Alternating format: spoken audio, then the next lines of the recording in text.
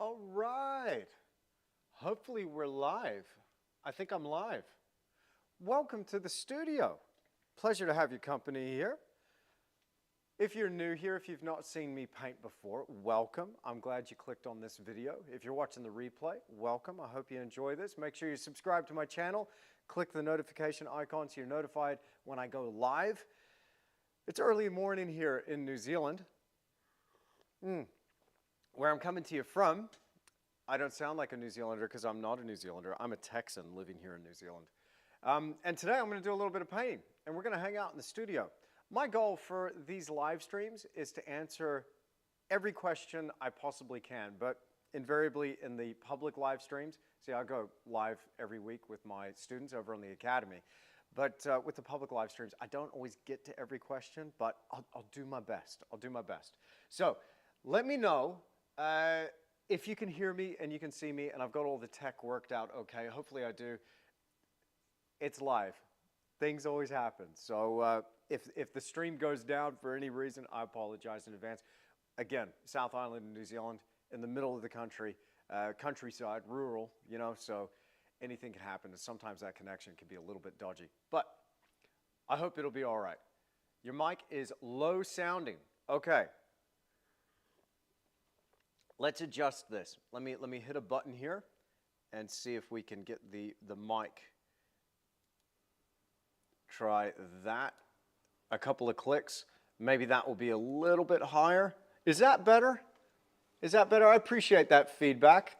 Osibesa, I appreciate that.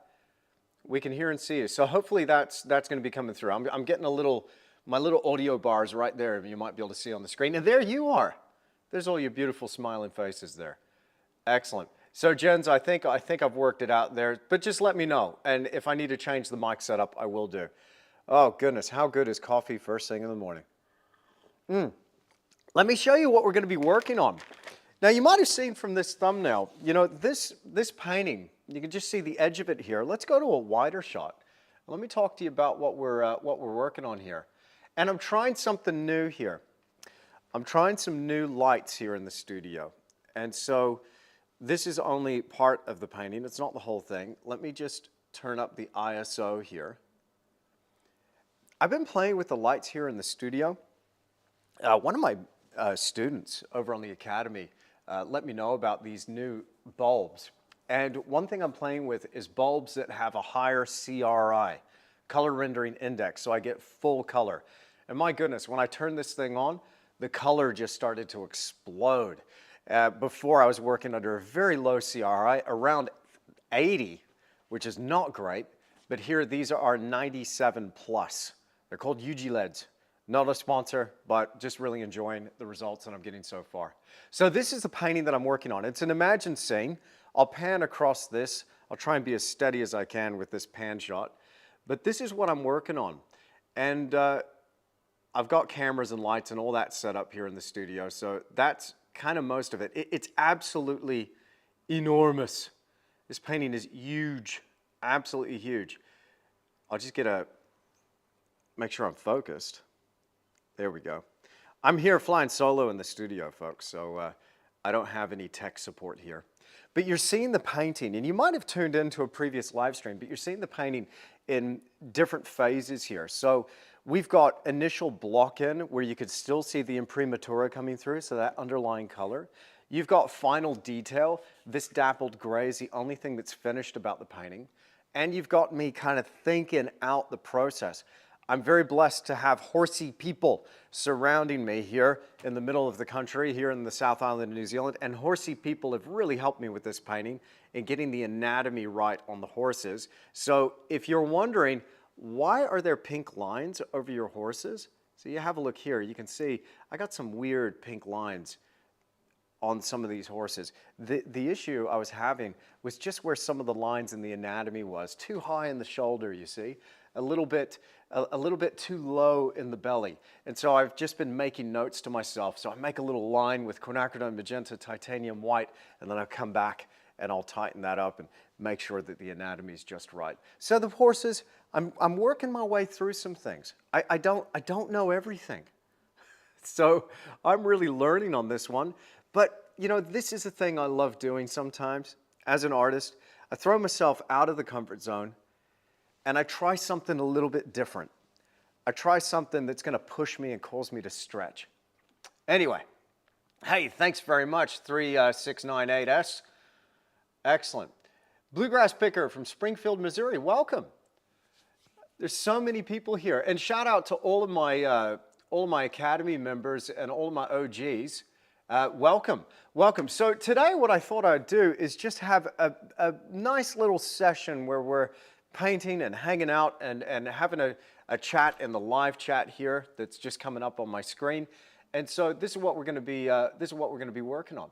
So I hope you enjoyed today's stream. Feel free to ask me any questions as we go. What I think I'm going to do is probably focus here on this Appaloosa in the corner. I've been thinking about this guy for a little while, right here, just having a drink.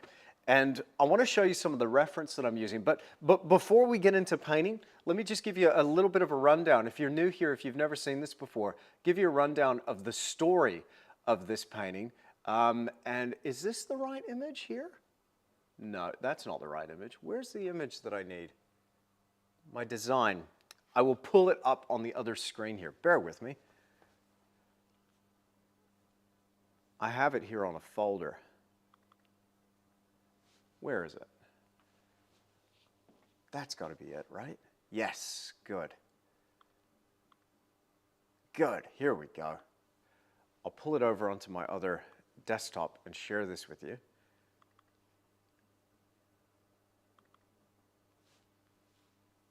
Wonderful. There we go. Okay, sorry about the delay. Here we go. I'll just go ahead and click this button. There we go. So often with some of my bigger compositions, I will create a digital design. No, this is not plugging into text prompt. You know, if that's your mode of creation, then okay, you do you. That's all good. But what I do is I try to design this and work out every detail using a Wacom tablet. I also draw in the sketchbook. I do plenty of oil sketches as well. And so I'm trying to work out this idea, get a full concept. Once I'm happy here, and this design took me about 3 weeks working full time, so over 100 hours in this design here. And so once I have this plan, I've got a pretty good idea of where the painting's going. This doesn't mean that there's not discoveries and spontaneity in the creative process. It just gives me an idea about where to go, what I want to do. Now, there's no photo bashing here. Again, if you do that digitally, that's okay. But for me, I really like to draw things out. And as you can see, it is drawn. When we really zoom in, you can see the artifacts left by the stylus and these individual little lines that make up these horses. And I'm working from some references, but my horses, you can see, do have some issues with them, and I've been working through those issues with the anatomy.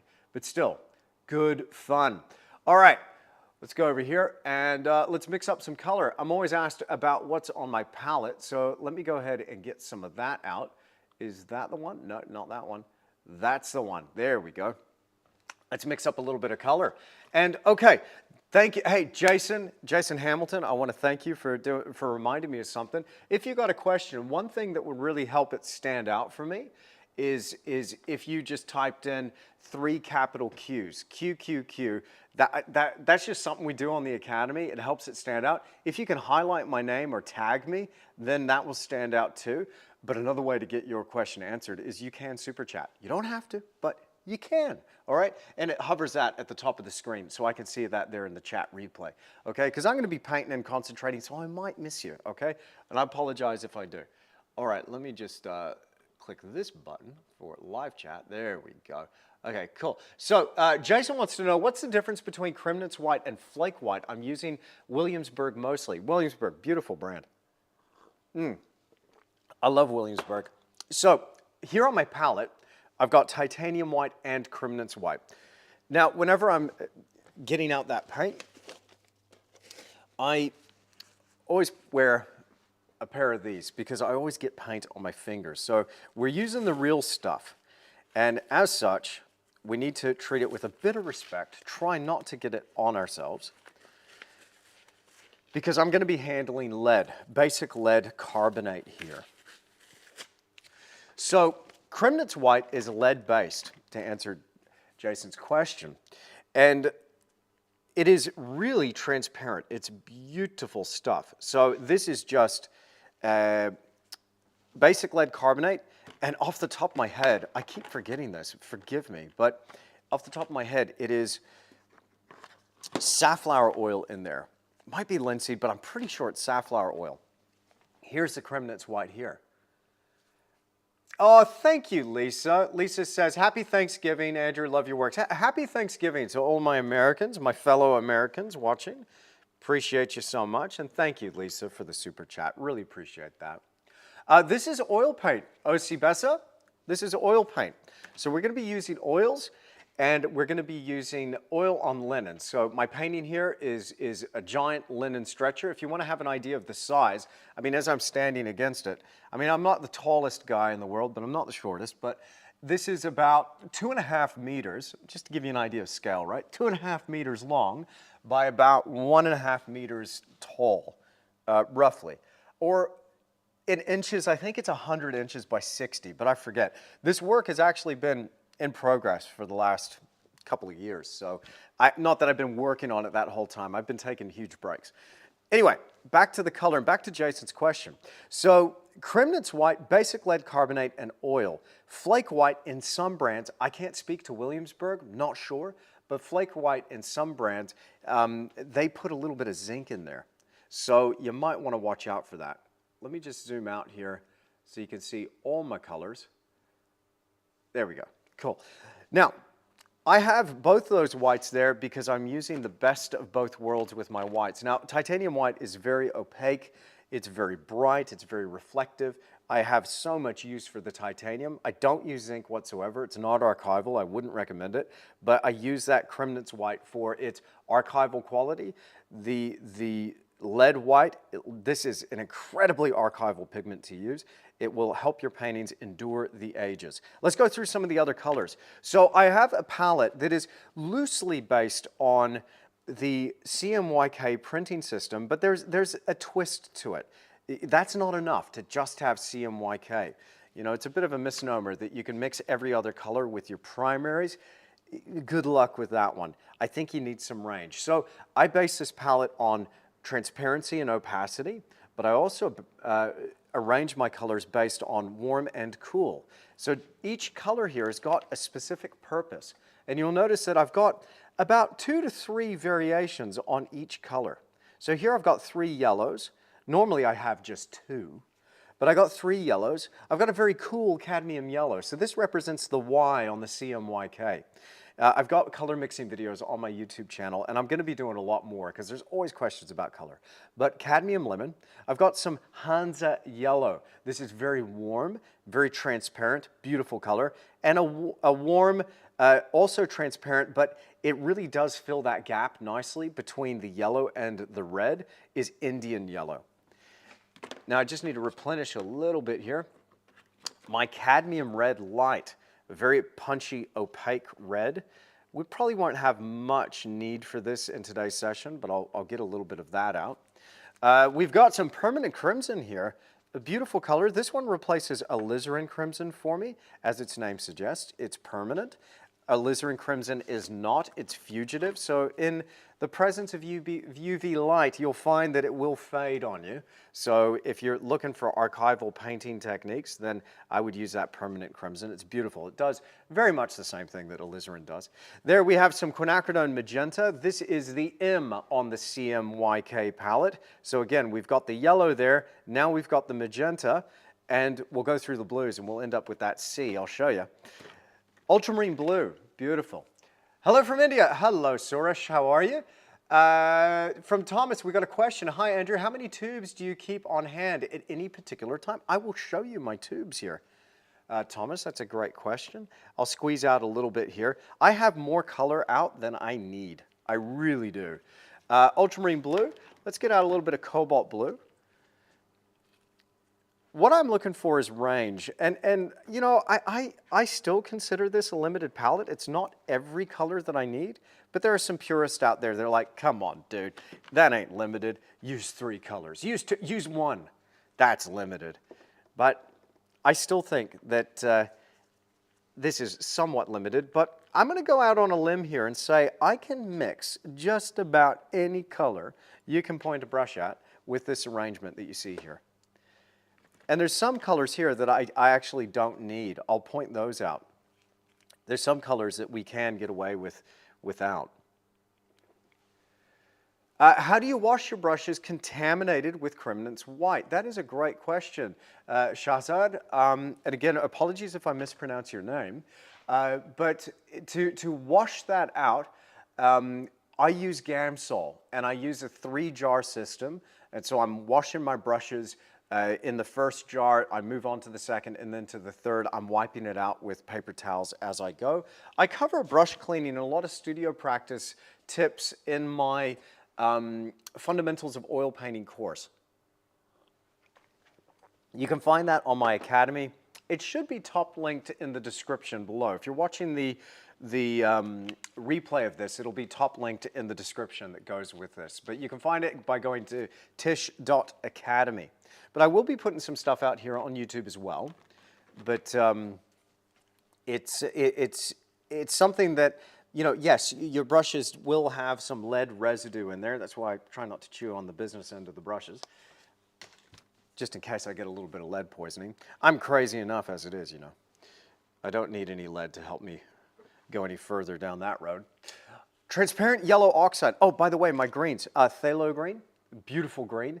But beware, it's a bully. It's going to beat the crap out of your other colors. So just use that one sparingly, but very handy, great for dark tone is the phthalo green right there. Okay, and then I have some chromium green oxide. I don't really need this color, but it's nice to have. Now, most of the paint that I use, most of the colors that I use are just one source or one pigment per tube. So they're not all these weird combinations. Although there are some, I call these convenience colors. There are some of these colors that are quite handy. One of them that I use for seascapes a whole bunch is turquoise phthalo, which is just a phthalo green, phthalo blue combination.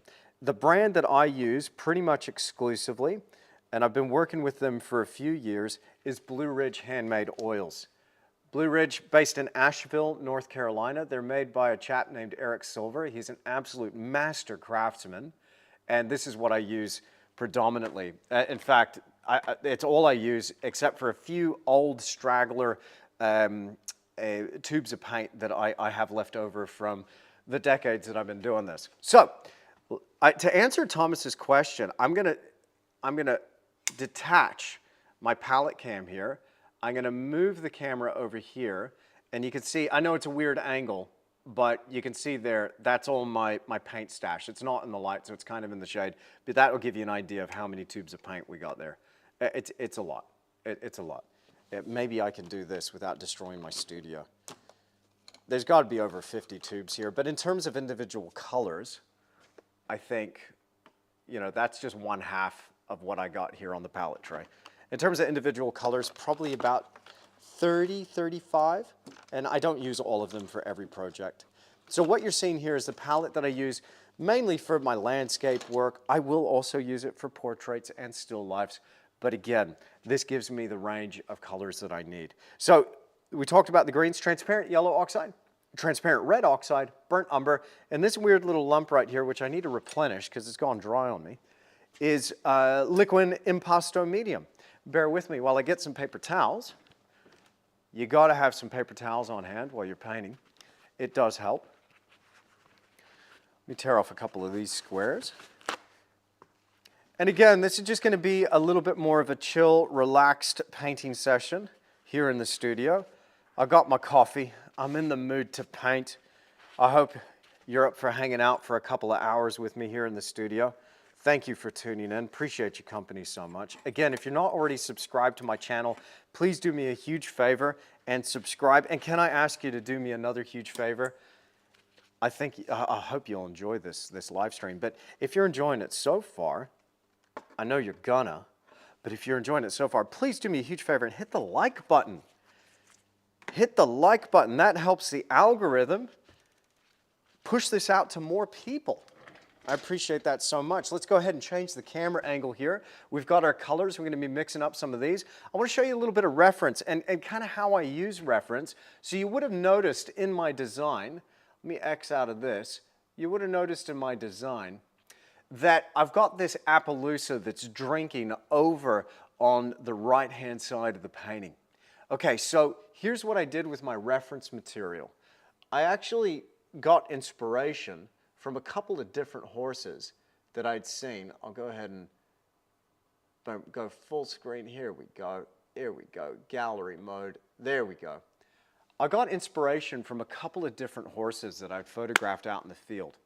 And I'm taking the light angle and the pose of the horse on the right, but I'm actually using the hair pattern and color of the horse on the left.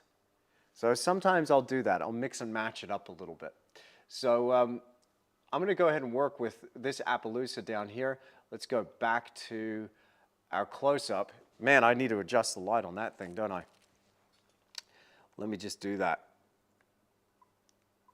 I tend to work in a very dark space, and I do this on purpose. The reason I do this is because I tend to mix brighter and brighter color to compensate for the darkness here in the studio. It's kind of like entering the boxing ring with one hand tied behind your back. Kind of fun. Might sound a little strange, I know, but bear with me while I adjust my other camera as well. So I'll be able to switch up between the two. And also, while I'm going to be filming this on another camera so that my Academy students can watch this later. And we can add this to our tutorial. So I'll just get this camera set up. Thank you for being patient with me. Again, flying solo here in the studio. So it's always fun doing all the tech stuff on your own here. Sometimes I have some help, which is always greatly appreciated. There we go. Recording. Excellent. And I'll just keep an eye on that. Can somebody please remind me at about the half-hour mark to refresh that shot and record that again? So let's go ahead and we'll get that palette back in there.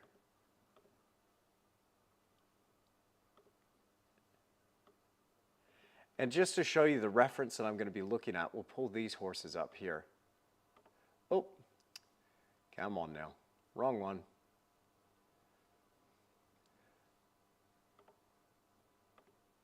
There we go.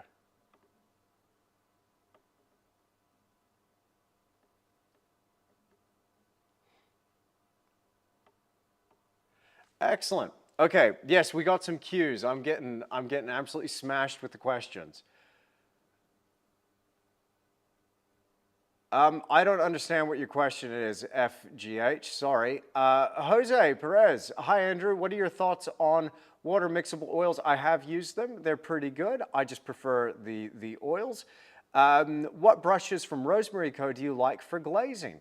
I just actually voiced over a full tutorial for my Academy students on that very topic. You must have heard. So I really love some thin synthetic brushes. I think they're fantastic. By the way, if I didn't mention before, what's in that cup is Liquid Original. So let's get these gloves off now and go ahead and get some paint out. So paper towel in my left hand, and here in my right, I'm going to get some bristle daggers. I've got a bristle filbert brush. I've got a bristle flat, a smaller bristle dagger, and a synthetic. I should be able to do what I got to do with this collection of brushes here. Now I use all Rosemary & Co. brushes. I love them. They've got such an amazing quality to them. They're just second to none. Some of these brushes have been banging around the studio here for a couple of years, but I can pretty much do everything I got to do today with this. And what I'm going to be doing is working over the top of this block-in layer. Let me go to that. I do need to brighten this here a little bit. Can I brighten that at all? Yeah, just a little bit. I might just adjust that ISO one more so I can really show you what's going on. It might go a little bit grainy, but at least you'll be able to see it. Do you like Prussian blue as a color? Yeah, it's a lovely color, Louis, absolutely. But I tend to not have it on the canvas because I've got other options here for blues that can give me the range. So I base my palette on finding that full range. To give you an idea, you know, this reference file has got hundreds of images in it. I'm looking at all of my photographic reference here on an iPad. So I generally have a little bit of an arm here that, that allows this iPad to extend into my field of view. But I'm going to have this down in my lap as I'm working. And I'm pulling up the image that you see there on the screen. So that's exactly what I'm going to be looking at while we go here. And I'm going to start working into the head here and establishing some of that hair pattern. And one thing I really love to do with oil paint is create a little bit of thickness and texture. Bristle brushes really help with that. And so I'm working on the strategy with layering the paint to create that body and dimension. Which brushes are more suitable for canvas painting, bristle or synthetic? Both. Jay, I'm using both. Great question. How did you stretch such a large canvas? Was it pre-primed? Yes, it was pre-primed. I used pre-primed linen and triple primed. And it's made by a company called Bell Arty. Not a sponsor, but just love using it. So Bell Arty. And if you're looking for the particular one that I use, it's called 91U. 91U. U is for universal primed. And it's a beautiful canvas to use, or linen, beg your pardon. I also, for smaller works, will use a very fine weave linen. And that one is 42 OP for oil primed, also by Bell Arty. So I'm going to mix up a little bit of cobalt teal here. Cobalt teal, cobalt blue, a little bit of ultramarine blue, some Cremnitz white, and some quinacridone magenta. And as I'm mixing this up, you'll notice that I've achieved a little bit of a violet color. But if you have a look at that reference material, there is a little bit of violet coming through on this horse's head. And so this is more or less a little bit of a reflection of that ambient skylight. And whenever I'm coming back to an old painting, I just try to find my feet in the first couple of moments, apply that color, and just see about, can I reestablish some of my values and colors in that particular area that I'm working on, following along with my reference, following along with my plan and my design. One thing I love about this hair here on this Appaloosa horse is how that lighter gray reflects so much cool blue. I'm noticing this shape along the top of its head, this flat plane reflecting that sky color. And so in order to create this sensation of hair, I'm also trying to work it more or less in the direction of the hair, but I'm working over the top of a textured block-in. So there's a modicum of texture here.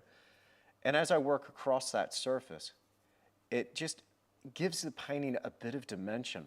So again, the liquid impasto medium, I'm using that in conjunction with liquid original, and that's giving me some real depth and dimension there.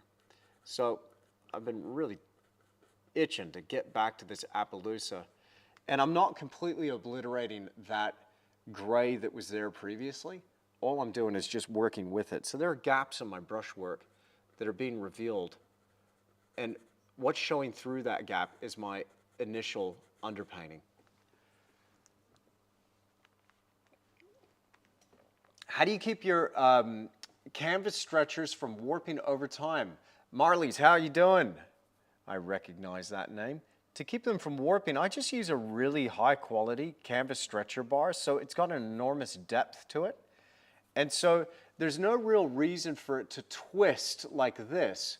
All of the tension is coming inwards and downwards from the pressure that the linen is applying to the wooden frame. So it's coming in a very much linear fashion. As such, I don't really have problems with it warping. So if you're having warpage issues, it might just be an indication that you need to use a heavier duty stretcher bar.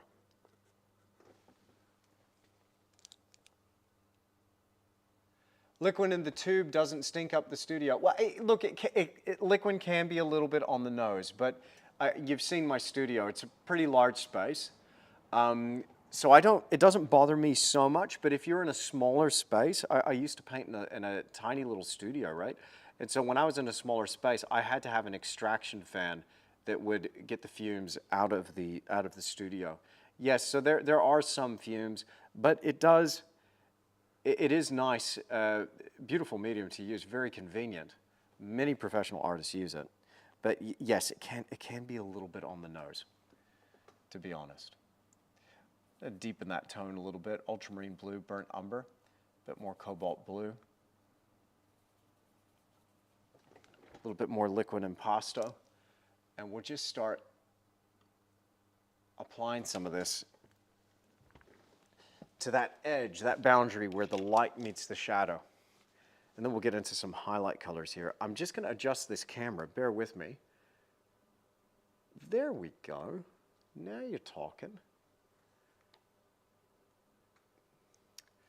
There's my pretty pony. Just turn up the ISO. Now we can see it. Something about this close-up, it's awfully dark, so I apologize for it. But again, I'm working under incredibly dim lights. Whoa, Julio, thank you very much for the super chat. Appreciate that very much. Do you use crossbars when stretching such a large canvas? Yes, you do. Yes, you do.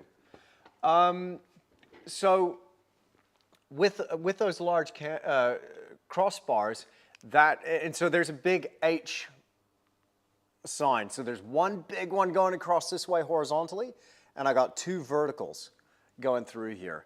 And what I do before I stretch the canvas is I put up a large flat sheet of cardboard so that I have something to brace against. So when I push on this, I'm not pushing through to the wall easel behind. Don't have these big sagging sections in my painting. I'm actually up against something pretty firm. I do remove that when I frame it.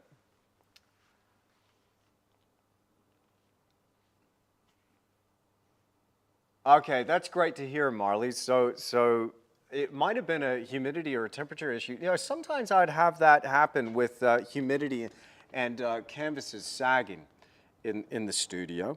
I used to have a studio in the tropics up in the Atherton tablelands about 10 years ago. And I had a heck of a time with the high humidity. I lasted about 11 months up there before I was like, you know what? I can't do it. I'm out. It was just too much for me. I have some liquid light gel, says Bazuta. It has gone dark brownish in color, wondering if I should toss it. Look, light gel does have the tendency to go dark brown. In fact, if you looked at looking at the color of this, I'd imagine it's gone roughly that same brown color. Just use a little bit of it. So I've got a rule here in the studio that I use no more than 1 part medium to 3 parts paint. That's 1 part medium to 3 parts paint. Okay, so with that in mind, you should be on the safe side of things.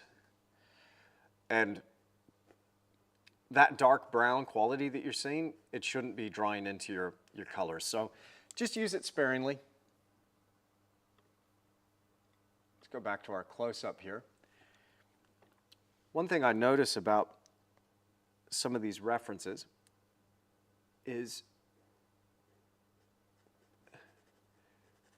that boundary between highlight and shadow. It seems to be a little bit darker right there along that lead edge. Work a little bit of that darker color in there. Now for the highlights. Just established a bit more of that reflected light, lifted out that plane a touch. These highlights are really bright indeed.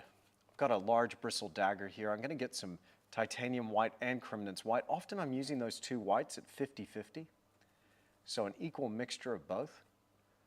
I have a little bit of transparent yellow oxide here, a bit of transparent red oxide, bring a bit of warmth. It's still got a beautiful blue quality though to that highlight. Again, I'm looking at the pose of the horse on the right, but the hair pattern of the horse on the left. And so that's all the help I'm getting here with this one. But it's enough. It's enough. I can see kind of what's going on. But the Appaloosa does have a different quality to it than that chestnut horse next to it. So it's not shining in quite the same way as some of those darker haired horses. It seems to be a little more matte or dull.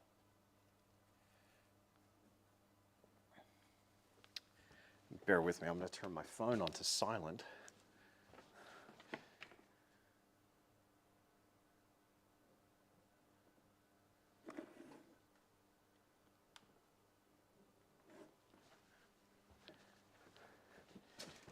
Where's my darling wife? Okay, here we go. So, hey, settle down on those cues there, FGH, all right? I can see you. Hi, Andrew. Please upload the live videos on YouTube because of the time difference sometimes. Yeah, I do. The replay will be available. Yeah. So, yeah, it is. Anti-champion. So you saw the 24-hour. That's right. Thank you for reminding me. You saw the 24-hour version of this. What's anti-champion talking about there? Well, this started as a real push to just get me going here. And what I did is I decided I would do something really stupid, and that is paint for a 24-hour period. So like literally starting at 11 a.m. one morning and painting all the way through to 11 a.m. The following day. I just wanted to try it to see if I could do it. I'm glad I did it. Now I don't have to ever do that again. And I'd forgotten about it until you just reminded me. But yes, that is where this painting started. And so is it a long-term project? Yeah. It actually, when I moved, it sat on the wall for a couple of years and did not progress at all. And I've only picked up the brush again recently to go ahead and finish it off. It is my biggest painting. Well, it's the same size as Milford Sound and the Epic Kimberley painting, but it's vastly more complicated. And it's my most ambitious work to date because I've pushed myself right out of my comfort zone. I'm trying something that I've never tried before. And I think, you know, ultimately that's how you grow as an artist, is you try new things. You try to do something a little bit different that's out of the ordinary for you. It causes you to summon skills and techniques that maybe you don't have fully developed yet, but you have to go and get those skills in order to pull it off. And that's exactly where I found myself with this painting.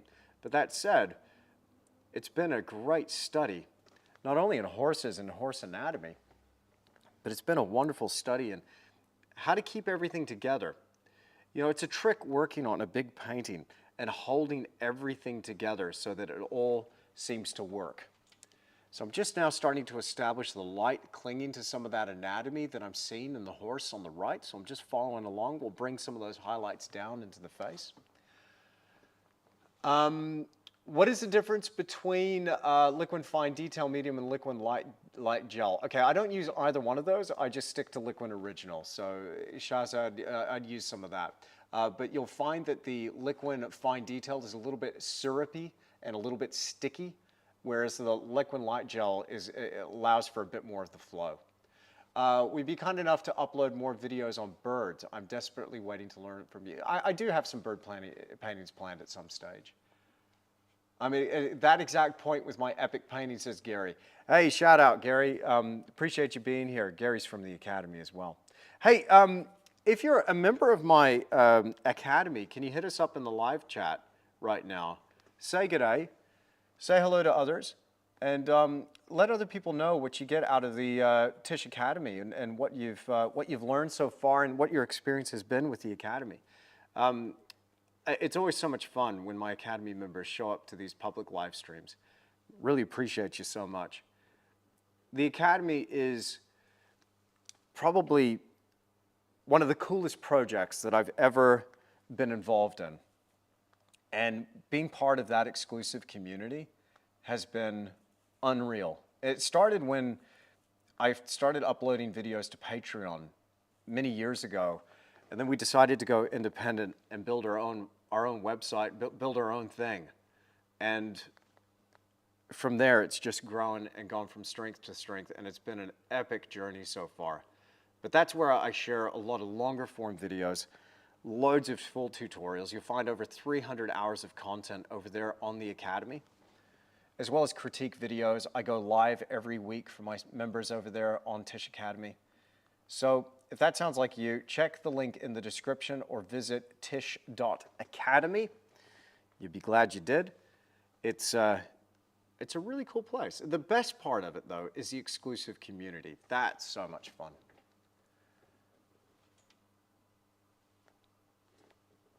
Oh, wow. So Detective says, Tisch Academy is an insane place. I plan on homeschooling my kids through it as their art elective. Amazing. Sue's been with me for many years. Hi, Sue. Shout out to Sue. Thank you, Alexis. Thank you, Marlies. Appreciate it. Thank you, Leopard Star. Awesome. Matthew in the house. Heidi. How you doing, Heidi? Thanks, guys. Appreciate you so much. So there's a general rule of thumb that I'm following here as I'm applying my paint, generally, and that is keeping shadows relatively thin and highlights relatively thick. So far, I'm just trying to flesh out this head, add some more dimension to it, just using the series of grays that you see here on the palette. But it's how I'm applying that color that is helping me get that dimension. So why thick paint in the highlights? Well, having physical volume to your paint, and what's helping me for that, to a large extent, is the liquid impasto, but I'm not going over that ratio of 1 part medium to 3 parts paint. But having the physical volume, it physically reflects more light back to the viewer. So it stands proud even more. By pushing our shadows down and making them slightly thinner, you're creating this push-pull effect, and this really drives three-dimensionality within the painting.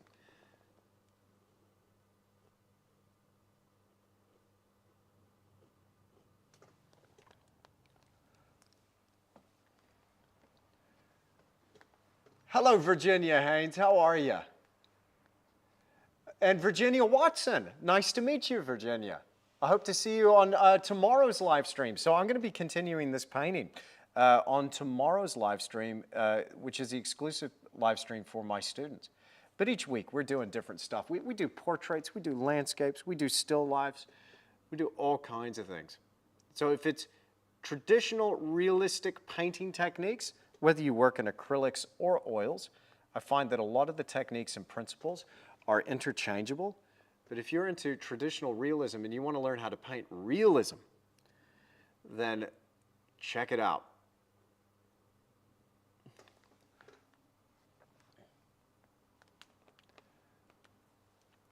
Oh, Suresh, I appreciate you so much. You are. Thank you, man. Yeah, so Samir, the Academy has a Fundamentals of Oil Painting course. And what it has, the beauty of that course is it takes you through all of the materials, a breakdown of all the processes that I'm using, but then it has a series of exercises that build on your techniques. So you're going from one exercise to the next and building as you go. Now, whether you're a seasoned professional or you're just starting out, I designed those modules and those exercises to really push you. And the understanding that you'll unlock as you're going through these exercises, I've had reports back from people that, you know, even if they've been painting for years, they tried that first exercise of the 3-color egg, and they're like, oh, wow, I thought that was just going to be silly. I was about to pass that one by, and my goodness, did that cause me to stretch. But then we go from there, we talk about color, we talk about paint application, we talk about learning how to see and unlock some of the the visual aspects, because when we're going from the 3D world to the 2D, it's actually a little bit tricky. We got to do a little brain flippy thing. So a lot of these exercises help us with just that.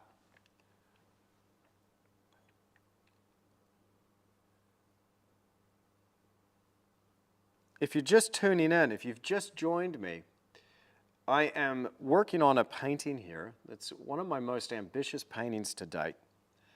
And I've really gone out on a limb here, and I'm trying something that I haven't really done before. I'm going out of my comfort zone. And so it's an imaginative scene. It took me well over a month all up to design, compile all the reference. I went out to this area, so the area that it's loosely based on is the Ohau River Valley in the South Island of New Zealand. And so I've got not one, not two, but 5 horses that are pretty large. You know, there's my hand. This horse here stands at about, I'd say, what is that, about 24 inches for that horse in particular, but the painting is about 2.5 meters. So today I'm just going to be working with this Appaloosa, taking a drink here. But, oh my goodness, this thing has been years in the making so far. So if you're just joining me, that's the story behind this piece. And I'll tell you the story. I might have told this in a previous live stream, but just to kind of give you an idea, I'm kind of glad that this idea, this concept, was not handed to me on a silver platter, and I didn't have the actual photograph to copy from. I don't really like copying from photographs anyway. I use photographs, but I don't necessarily copy from them.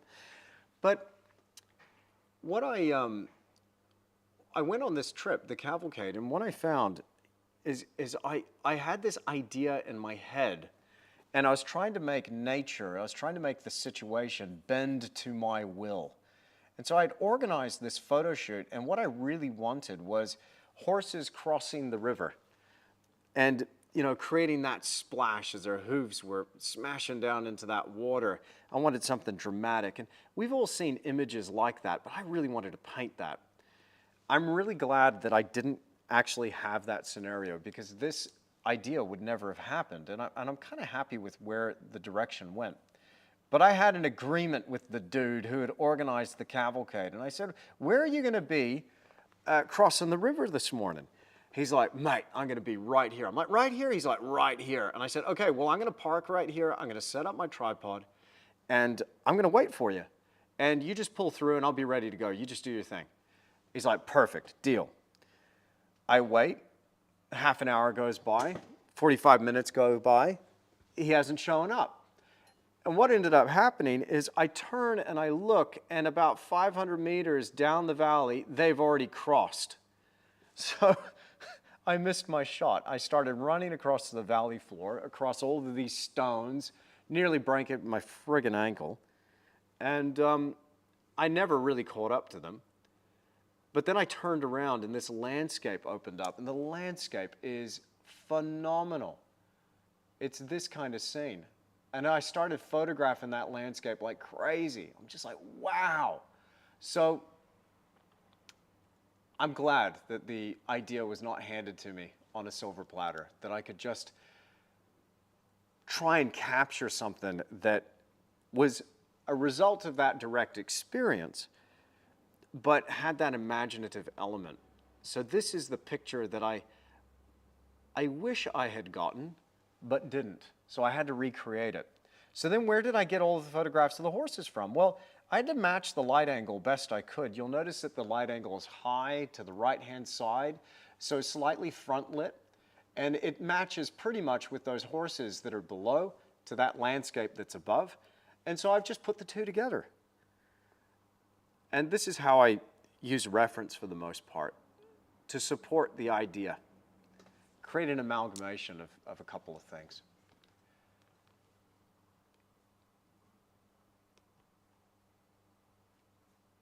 Silverino, nice to meet you. 30-year retired architectural renderer here. Pen and ink and watercolor, dye, airbrush, AD marker from SoCal. Nice to meet you too. Nice to meet you too. Thank you, Ashley. Appreciate you so much. Ashley says, you single-handedly helped me evolve as an artist. I appreciate that. That's so kind of you. Awesome. Is your Academy live stream, and how much does it cost? Well, you know, Brian, let me go ahead and answer that right now. Let me just take a quick little interruption here. We'll get right back to painting. Just give me 1 minute. I'll pull this up on my screen here. And where are we? Boom. There we go. Fantastic. Allow me just to share my screen briefly. And seeing as Brian asked, I appreciate you asking, Brian. So, on Tisch Academy, there is just tons and tons and tons of material to help you elevate your art. Take your art to the next level. Start achieving things at the easel that you didn't think were possible. We're going through fundamentals of oil painting. We're going through demonstrations, full tutorials on a whole range of different subjects, from landscapes to still lifes to portraits. And we're not only doing a surface level paint along or a time-lapse music video, there's in-depth explanation on a variety of processes. And I hold nothing back. I'm giving you all of my secrets that I've been developing some of these techniques. I've learned from masters. I've been paying attention to the old masters as well. I've studied this stuff and been a professional artist for 2 decades now. And so I'm giving you all of that experience in these video demonstrations. But not only do we have feature-length painting demonstrations, we also have critique videos. We've got an art business course. If you want to go pro with your art, we're just starting to upload more modules to that course now. And the best part of this is that there's an exclusive community.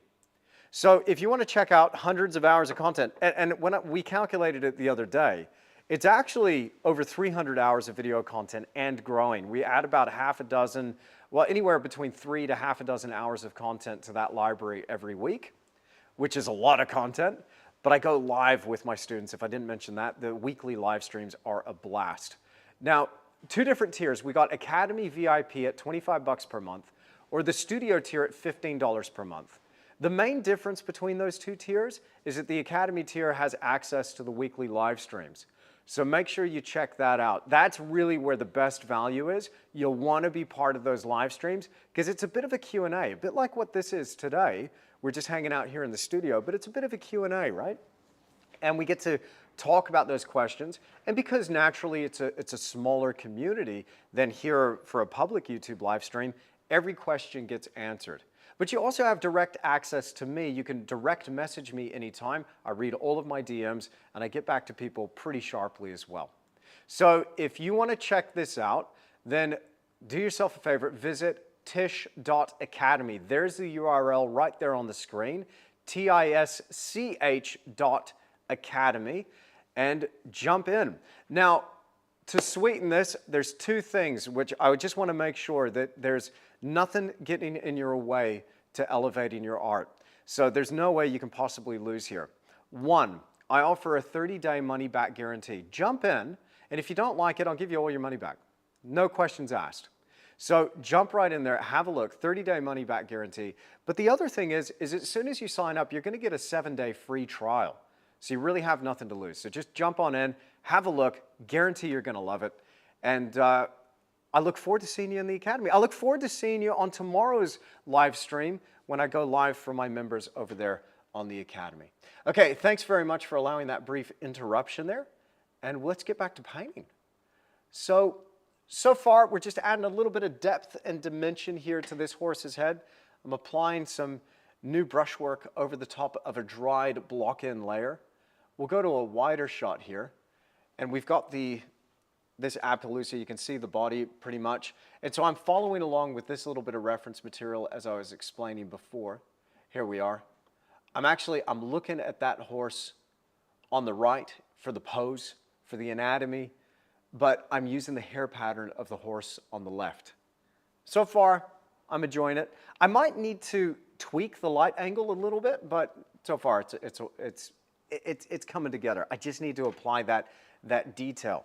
But the only part of this painting that's finished, if you're just tuning in now, the only part that's finished is this guy here. Let me just adjust my camera so you can see that without quite so much glare on it. Here we go. And let's zoom in. And you can really see when I zoom into the extreme how much detail is in that. I'll adjust that down so you can see the tones. Sometimes I'll race ahead and I will finish off an area of the painting. He's looking a little bit distorted because you're looking at it at an angle. That's why the hindquarters are a little bit exaggerated there. But this is the only part of the painting that's actually finished. The rest of it is just working on. So sometimes I'll race ahead. I want to build that confidence and go, okay, that's the standard. That's where my painting's going. Pretty happy with that. I've had some horsey people tell me, you know what? Okay, nailed the dappled gray. I'm like, phew. But you need to work on this Appaloosa. You need to work on that red horse over there. You need to work on the chestnut coming into the scene. They're looking funky, dude. I'm like, okay, well, at least I think I got that one pretty well covered. But, you know, if you disagree, you can hit me up in the comments. I'm always learning, so, you know. Okay. Thank you, Sabrina. Appreciate you so much. I love realistic painting. Me too. I'm not going to attempt to pronounce your name, but I appreciate that. Last name Yancheva. Appreciate you. Thank you. Okay. Oh, thank you, Roxanne. Thank you very much. Okay, so let me just go ahead and adjust this back down to that Appaloosa. I'll lower my camera once again. I've got this thing on a rig, so sorry about making you seasick here. But I'll get this guy back over here. And there we go. And let's go ahead and adjust this one as well so we can get back into that detail. And I'm going to zoom in just a little bit more. Before moving up the neck, I want to go ahead and get that face just right. Now there will be yet another layer of detail that I'll be adding to this.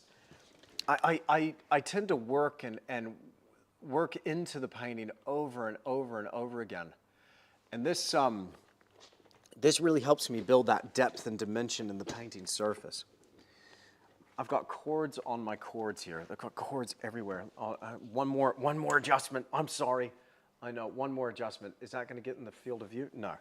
Good. Just make sure this camera is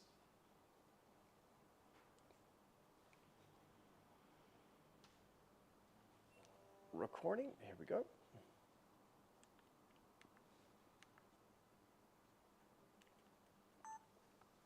Excellent. It's live, folks. It's live. Okay.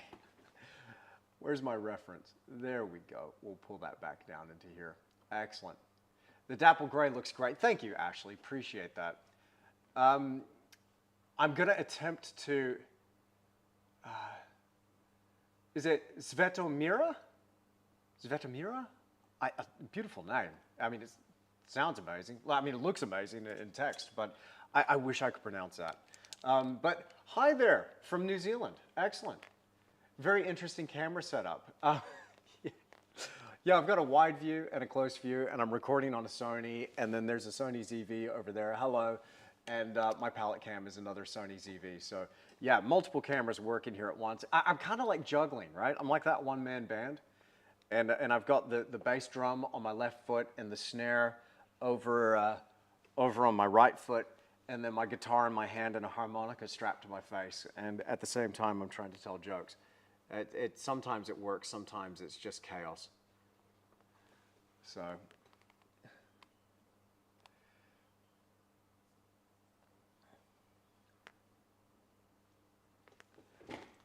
Now, one thing I'm really enjoying is trying to create a bit more of a painterly effect. So using the physical paint to communicate form, depth, light, and material. Now, my members of the academy, their ears just pricked as I said that, because they're like, oh, that's on the checklist. That's the second list of considerations when we're going for realism in painting. But the first list is something that I have direct control over, and this is where I spend a lot of time focusing my efforts, is with line and shape. So the linear aspect of the painting, the drawing behind the painting, line and shape. Tone, or value, is the second consideration. Color is the third consideration. And edge is the fourth. So if I do a great job with everything behind the drawing of the painting, so my line and my shape, the linear quality of that image, if I nail my tonal values, if I get my colors to the point where they're just singing, and then if I really work on finessing how one thing meets another with my edge, then I can create that sense of form, depth, light, and material. And for me as an artist, as a realist painter in oils, I don't nail every single one, but as I focus on these, I find that over the trajectory of my art journey, the paintings get better and better and better. But it's formulating it into a methodology and breaking the process down into controllable chunks. One thing that I find is that a lot of people just starting out get lost in the chaos of all of these things to consider. Because not only do you have to balance out all of these visual elements and speak this visual language, but you got to learn your materials and processes as well. How the heck do you juggle all of that? So having a methodology really does help. Now my methodology, I'm not going to say that it's completely original because we know there's nothing new under the sun, particularly when it comes to art. We stand on the shoulders of giants, of great painters from the past like Sargent, Sorolla, Zorn, Bierstadt, Moran, Thalo, Peter Mork Monstead. I've got some of my favorites. You've probably got your favorites. But when I tried to break this down and start studying it in a little bit more of a scientific way, I found that that was able to really drive the improvement in my process overall, and I was really starting to see those results at the easel. You ought to see where I was. I'm going to do a video at some point of some of my paintings when I first started my professional art journey. I was professional from the age of 21. That's when I started painting full-time. And so what I mean by that is I was supporting myself just with the sales of my paintings, no other income, just painting. And no, I wasn't living at home. I was living it out of home. I was paying my groceries, my rent, putting gas in my car, doing all the stuff that we got to do. I had no trust fund. I had no lottery winnings. I had no other supplemental income, just selling paintings. And I was able to make it work from 21 years old. So I was okay back then when I first started. But this really helped me by focusing and just going, I hit a point in my career where I started looking at old masters, looking at the work of Hans Huyssen, Arthur Street, and Frederick McCubbin, Tom Roberts, some of the Australian greats, where I came up in Australia looking at these museums going, oh my goodness, I know nothing. I need to study. I need to start paying attention to what these dudes were doing. And I tell you what, it helps. It helps breaking down these complex problems into a system and then focusing on one component at a time and building it, just like putting blocks together and building that foundation. QQQ, as an American, Florida, would you recommend travel artist tourism in New Zealand? Where would you start? This itself could be a whole new thing, artist tourism, just a thought. Artist Kevin, that is a great idea.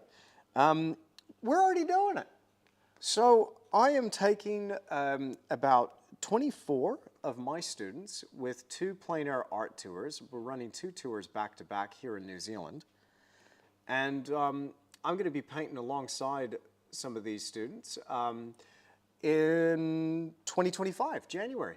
So we're coming up just a couple of months away. Both those tours sold out. And this is one of the reasons you want to be subscribed to my mailing list. If you missed out on that one, we could easily fill a third and a fourth tour. But both of those tours sold out in less than 24 hours. So that was such a blessing. But a congratulations to everybody that made it onto that tour. This is going to be the experience of a lifetime, guaranteed. Transparent yellow oxide, transparent red oxide, burnt umber, a little bit of Cremnitz white, bit of red and heat coming through. I'm going to tap into that cadmium red light, just a touch, a bit of permanent crimson.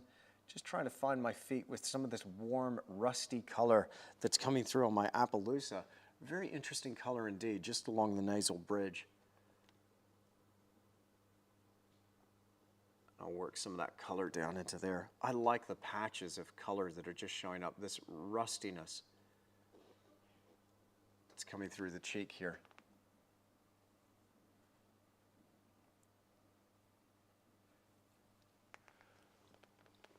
Can I use black in oil paint? Of course you can, Suresh. Absolutely. You'll notice on my palette, though, I don't have black. I try to mix my black. And this, I find, has more depth and dimension with the blacks that I'm able to achieve. It coordinates much nicer with my other oil paint, the other colors that I have out on my palette. Blacks can, if used incorrectly, they can deaden whatever colors you've established on the palette. So you want to go really cautiously with black. Let me just show you quickly, though, how we make black using this palette. First combination, burnt umber and ultramarine blue. Right there, that'll make a near black color. Generally, I won't need a black any darker than that. The cool of that ultramarine is neutralized by the warm and the burnt umber, both of them already starting off at a pretty dark tone. That goes very black indeed. The next combination is phthalo green, and it's complementary opposite of permanent crimson. Now, it's a very interesting color. It's got some really nice dimension to it. It almost appears slightly purple, but that is even darker than that burnt umber ultramarine combination there. So those are two ways that I make black. There's a third, burnt umber, quinacridone magenta, and phthalo green, and that too makes a really deep black. But I prefer those two, personally. But there's three ways that you can make it using this palette. Oh, Balsam Art, we've missed you too. Welcome to this live stream. Good to see you.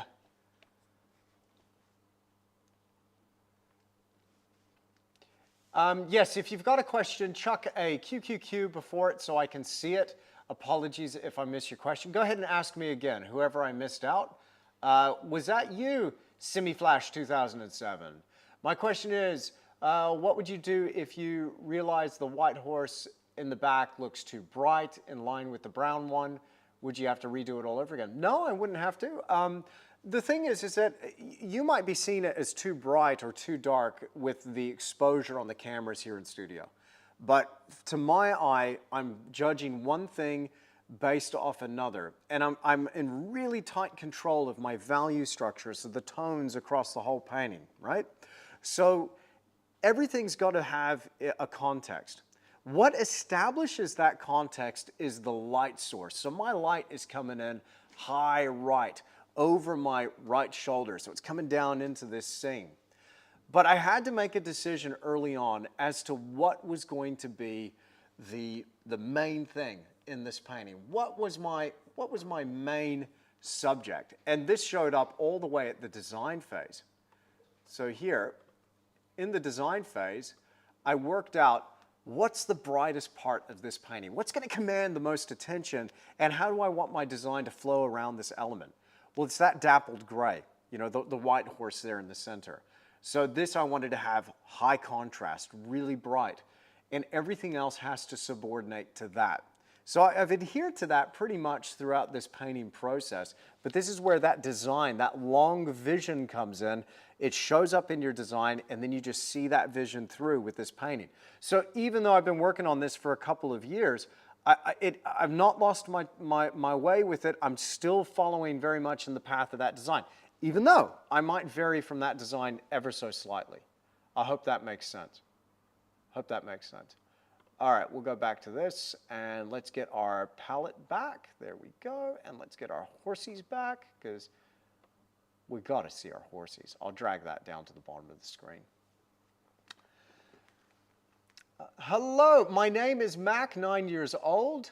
Welcome, Mac. How are you? How do you have so real looking painting? Yesterday I was at a third garage school and art class with pastel. I saw your channel at 7 in 2022. So, Mac, you know what? This is where I really adhere to those principles. And this helps me create that realism.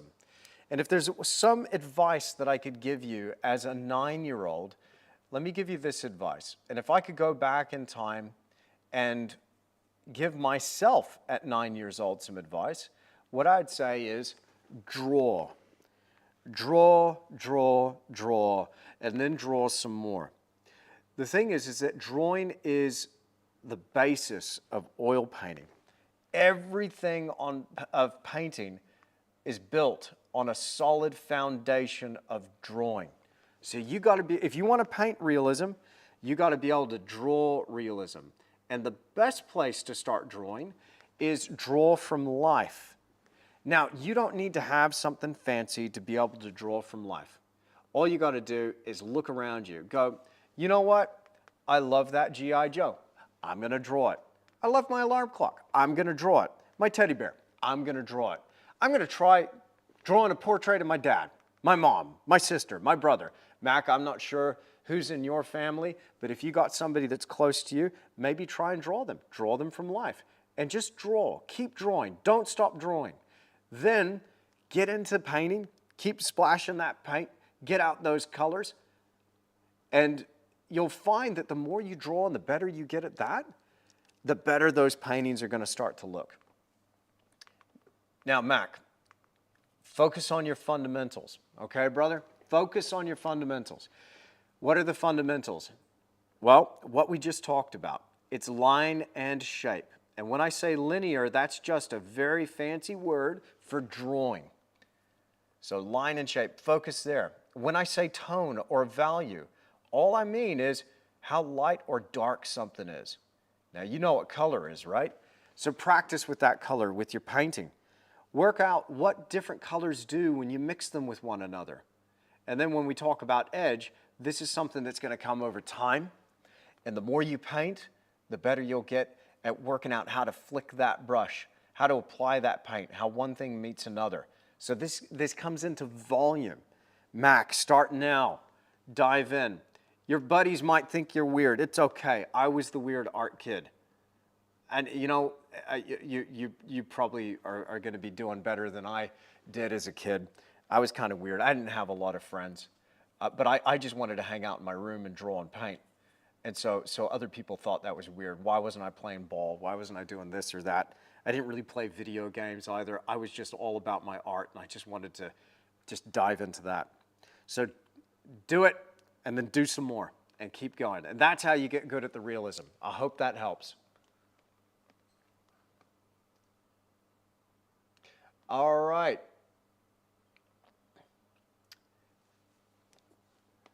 Now, draw my cup of coffee 100 times. Cheryl, you can draw that cup of coffee. We actually have a lesson on the Academy in the fundamentals, an exercise called 3 vessels. That's going to teach you about volume and spatial dimension within a painting. So check that out. Now, I don't know if my live stream here is glitching out, but if it is, I apologize. I'm coming to you from deep in the South Island of New Zealand. We're kind of rural here, and so the internet runs on potatoes. And so I think the potatoes are beginning to run out, and so it is a little bit glitchy on my end. So I hope I'm coming through. I hope I'm coming through. I also can't believe how fast the time flies when we're painting here in the studio. I just wanted to have a nice chill painting session with you. But this painting, to give you an idea, has been in the making for the last 3.5 years. It took a 2.5 year break. I've been working on it on and off for the last 6 months since it's been here in the studio. I started it back in oh gosh, when was it? 2021? Or 2020? Dude, I don't even know. It was a while ago. It was a while ago. So that might put it in perspective as to how much we're going to do in a 2-hour live stream. If you were hoping that I would finish this painting in this 2-hour live stream, this is not, you know, the McDonald's of painting. We're not going to get our Happy Meal out in less than 2 minutes. It's going to take a little bit longer for this one. But I'm sure you knew that. If you're tuning in now, I'm sure you knew that. Now, if you are tuning in and you've enjoyed the live stream so far, please do me a huge favor. Make sure you hit that like button. Really appreciate that. It helps me so much with that darn algorithm, right? The only way people are going to hear about this and find out about this is if you share it. If you don't share it, ain't no one going to know. So thank you for hitting that like button. Thank you for sharing it on your social media too. I'll keep the replay available. And if you want to tune into another live stream, if you're just stumbling upon this video and you're not subscribed, if the algorithm somehow recommended this to you, welcome. My name's Andrew Tischler. I've been a professional artist the last 20 years. I'm a weird Texan guy living here in the South Island of New Zealand.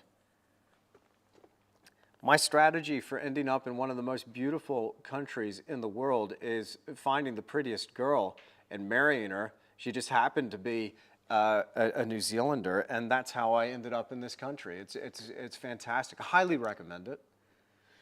Highly recommend it. Shout out to Rachel, my darling, if she's watching this morning with my beautiful son over there, who's 3 years old. His name's Hugo. So shout out to my beautiful people over there watching. If you're watching at home, son, love you, buddy.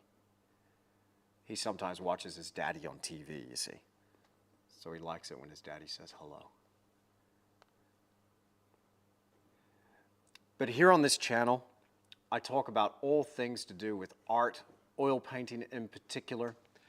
We do a lot of drawing too. We're just talking to Mac about the fundamentals, and drawing's a huge part of that. So I'm bringing back some of those drawing sessions. I've been making videos on YouTube for the last, 8 years. Has it been 8 years? 8 years now.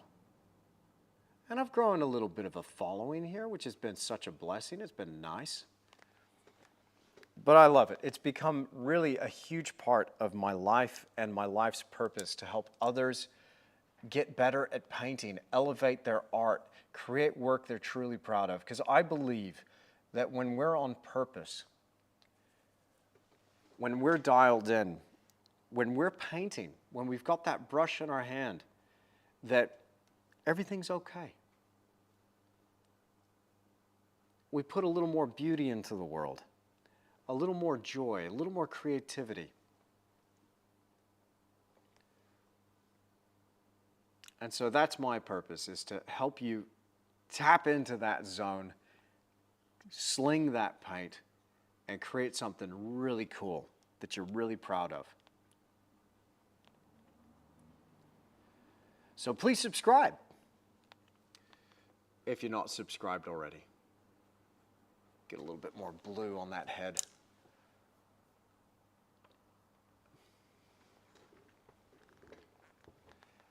I keep wondering how you stretched such a large canvas. I stretched it by hand. Look, it doesn't matter about the size of the canvas. This is a big canvas, sure. But if you've got a process, it can help. Now, what's the process? Well, obviously you have your frame assembled. I have a large layout table in which I do this. I lay out my linen. I make sure that my bolt of linen is longer than the frame is wide or tall. And so what I do is I then assemble the frame. I make sure every corner is 90 degrees. I get my braces in place. And then what I do is I start folding that linen over, and I work from the middle out. And so when I work from the middle, I apply a couple of staples in the center. I then go to the opposite side. I stretch ever so slightly, and I staple the opposite side. Then I come out to either edge, and I go in the middle, middle. So I'm going middle, middle, middle, middle. And then I work over to the right, and then I go above and I work over to the left. So I'm always working opposite and applying tension against where I just applied a staple previously. And that's how you get a perfectly flat canvas. And then if you bought a good quality one, it should have an expandable joint at the corners with little keys that you hammer in. And so you expand the joint, and when you expand the joint, it stretches that canvas pretty tight.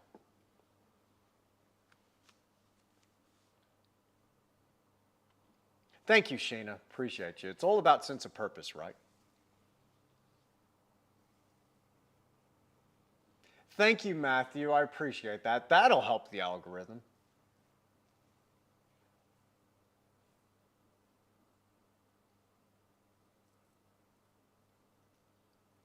Okay, that's an interesting question, CF. I'm just wondering what you would paint on a huge canvas that is 6 feet by 4 feet. I've had it for a few years and I keep changing my mind on what background I want to paint, snow, environment, or underwater. Well, CF, if you're caught up in your head and going back and forth about, and I don't say that as to be insulting at all, but we all artists get caught in their head. Like, oh, what am I going to paint? What am I going to focus on? We all spend time kind of going, okay, what's everybody else doing? What's popular these days? What's getting the likes on the Instagram? What's getting the views on the YouTubes? What's selling in the galleries? And so when you start to think about this, you are being driven by what is outside of you. And I'm going to tell you right now, it's a little bit of a trap. I believe firmly that you know what you really want to paint. If you just stop, you quiet your mind, you know what you really want to paint. But what happens for so many of us, now you correct me if I'm wrong, CF, I don't want to speak out of turn, but what tends to happen to us is we subordinate, we shy away from these ideas that are in our mind because we think for some reason it won't be popular, it won't sell, it won't land or resonate with an audience. And what I recommend, if you find yourself caught in this little bit of a trap, and it is a trap, recognize it immediately and just go, you know what, screw it. I'm going to paint exactly what I want to paint. So this painting that you're looking at now, nobody asked for this. There was never a commission. No one was expecting it. It's not sold. I didn't do it for the likes on Instagram or anything. The only reason I started painting this painting is because I dang well wanted to paint it. That's it. I just really I had to paint this. It was whatever was within me. And I know when I'm being authentic, and I know when I'm not being authentic, and I've had plenty of instances of both. And let me tell you, just from experience, when we're authentic and we're doing exactly what's in us, exactly what we want to paint, that is the type of work that really does stand that test of time. We'll look back on those paintings as being some of our favorites when we were truly being ourselves. So I'd really recommend, CF, I'd really recommend that tap into that thing that you would love to do. What would you love to see on that 6 foot by 4 foot canvas? Paint that thing. Be unapologetic about it. Just do it. Do it. And if you need permission, I just gave you permission. You have my permission. Now go. Go paint something awesome. If it turns out to be a Smurf or a unicorn or a portrait of Oscar the Grouch, it doesn't matter. If you love that and you want to do it, friggin' do it. If you want to make a snow scene or a mountain or do something underwater, do that. Just say, hey, I'm going to paint this one as an underwater one, but I'll get another 6 foot by 4 foot canvas and I'll do the snow scene next. So do you. The beauty is that now with the world being the way it is, and social media being the tool that it is, that it presents to us artists, you can be exactly who you want to be, and you'll find your audience. Your people are right there waiting for you. There are people out there that create the most obscure art that you would not think resonates with an audience, yet they're out there absolutely crushing it because they're being them, they're being totally authentic, and the people that love that are showing up to take part in that. I saw something the other day of somebody who just paints cats, and she was requesting obscure, funny photos of just cats, and she does the most quirky little cat portraits, and that's all she does, just cats. Well, not my thing, but respect. That's cool. That's her. That's unique. That's authentic. Now, when I say unique, be uniquely you. It doesn't mean you have to be different, because if you're trying to be different, that's a surefire way to not be different. So if you want to paint landscapes, but you're like, oh, but everybody else is painting landscapes, paint landscapes. You're gonna do it different. Trust me. You'll do it different. You'll have your own way of doing it. That's just my 2 cents. So I hope that helps. If you're looking for permission, CF, you just got it. I give you permission, but you don't need my permission. And who am I to give anybody any permission anyway?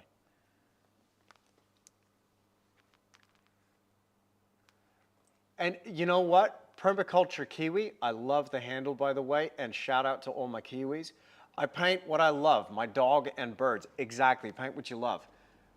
You know, one of my favorite paintings that I've done is a painting of my Border Collie, my Abyssinian kitty cat, and my wife's dog. It was a Bichon Maltese cross. And they were our fur babies. Horace, her Bichon Maltese, was part of the deal when I met her. It was a package deal, you see. And so he was just part of it. Beautiful little dog. Sadly, none of them are with us anymore, but the painting is up on YouTube. It's on my channel. I think it was called How to Paint Fur or something like that. So check that out. But that's one of my favorites. And it was my friggin' dogs and my cat. Who cares? But I cared. And whenever you care and you put your love and you go all in, it seems to resonate with people. And that's up there with one of the most popular videos on my channel is my friggin' dogs and a cat. Go figure. So paint what you love.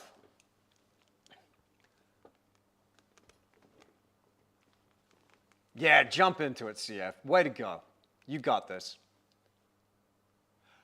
I do not. Sanchayita, Paul, and I beg your pardon if I mispronounced your name there, but I don't work with oil pastels, but I do love oil pastels. I'm particularly taken with the work of Daniel Keyes. I think he's an absolute modern master, a bloomin' genius. And he creates some beautiful oil paintings, of course. He's famous for his still lifes, but his oil pastels are exquisite. I just saw one come up the other day on Instagram, and I was just like, ah, Daniel, he's done it again. And you can hear my interview with Daniel Keyes on my podcast called The Creative Endeavor.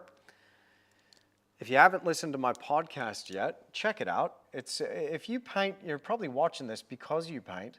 It's sometimes nice to listen to something inspiring while you paint.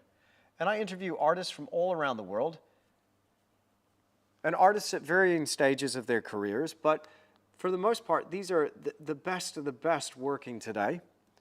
And if you want to hear how the best of the best are doing what they do, tune into the podcast.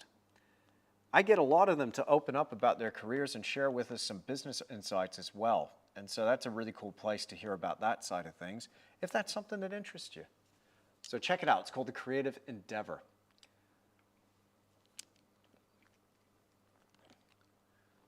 Awesome. Ashley, that's so cool to hear.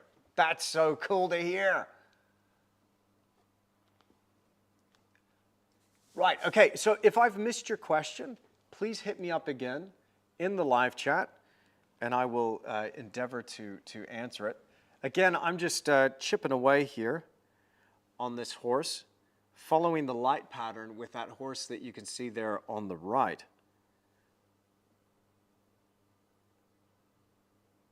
But following the hair pattern of the horse on the left. I'd like to get some character into that eye now, but I'm happy with how that light's striking the face.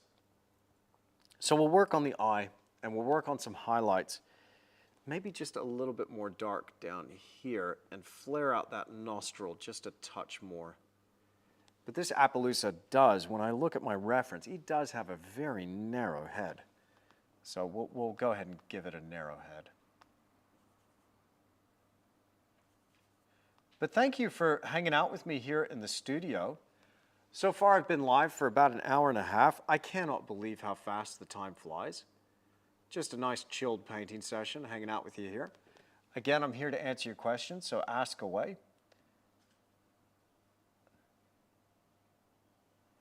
I don't claim to know everything about painting. I just know how I do what I do. And if you like how I do what I do, then I'm here for you. So just go ahead and ask away. I have no secrets.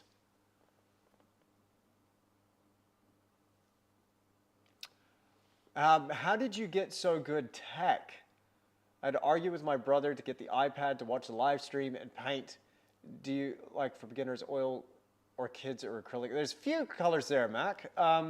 So the tech side of things, this is a process, and it takes a while. So I have a personal philosophy for how I run my art business and how I actually am engaged in the practice of making art on the daily.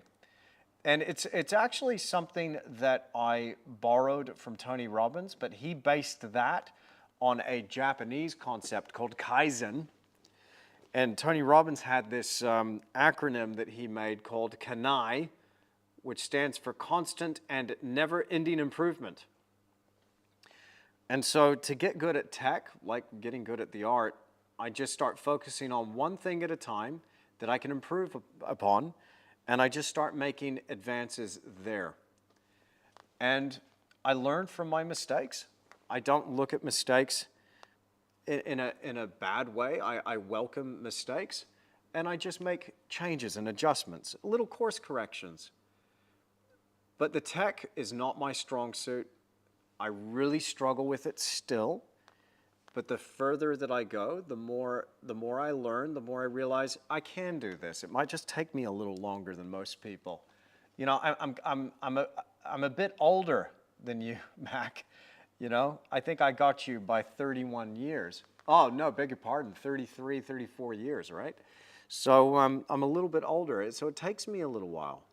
But the technology that you'll have available to you, if you don't have flying cars and hover boots, where are my dang hover boots off Back to the Future? I want my hover boots. But anyway, I digress. The tech that you'll have available to you when you get to be my age is going to be probably some Star Wars looking stuff.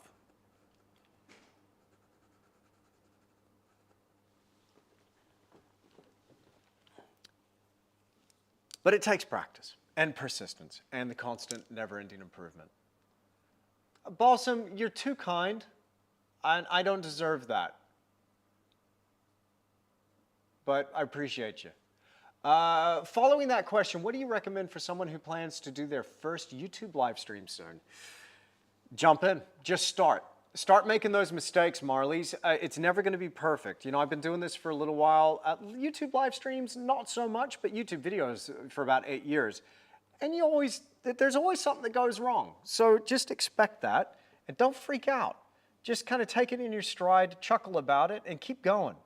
Don't let anything stop you. If you're wanting to make that transition, by the way, to professional art, and also to art education and share your process with people, then what I recommend is just jump in and make those mistakes as fast as possible.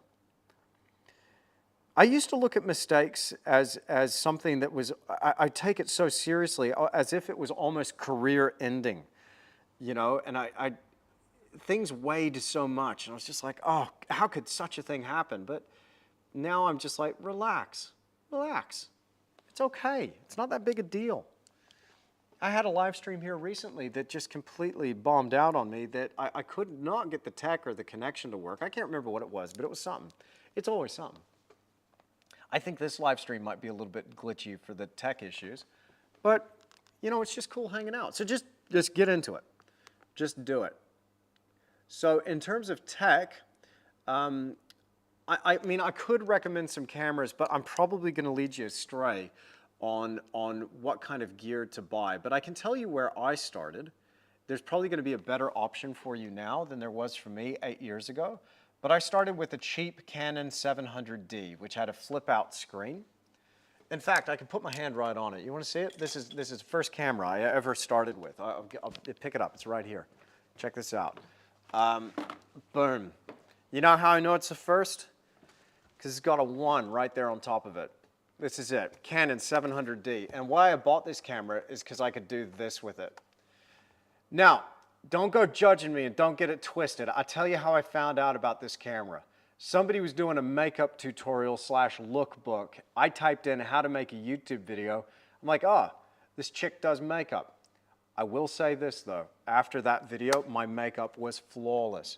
Anyway, I digress. The camera she was using was beautiful, 700D.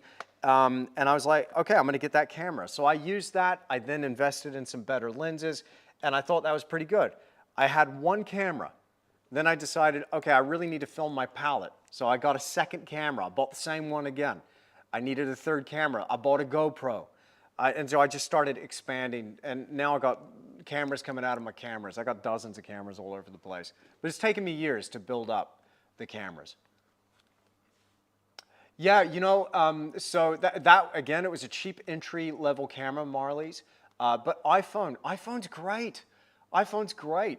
You know, you can shoot 4K, 60 frames per second on your iPhone. I can't do that with my Canon. It'll look better on your iPhone than that Canon. I'm just telling you where I started. But yeah, iPhone's great. Don't worry about that. If you got an iPhone, you know, maybe a family member's iPhone as well, now you got 2 camera angles. Way to go. QQQ, Andrew, what's your most popular subject matter when you first became a professional? Everybody wanted waves, Ruben. Everybody either wanted waves or red gorges, Carragini National Park. I was painting waves and rocks, waves and rocks, waves and rocks.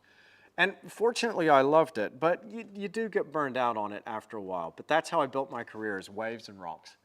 And I was just known as the rocks and water guy. So then one day I showed up to my agents with an eagle, a wedge-tailed eagle, and epic eagle painting. And it sat, and it sat, and it sat some more, until one day a guy from a mining company came in and was like, my mine site out in the desert in Western Australia is covered with wedge-tailed eagles. I got to have that painting for my boardroom. And boom. So then I started painting birds. And then I started painting portraits.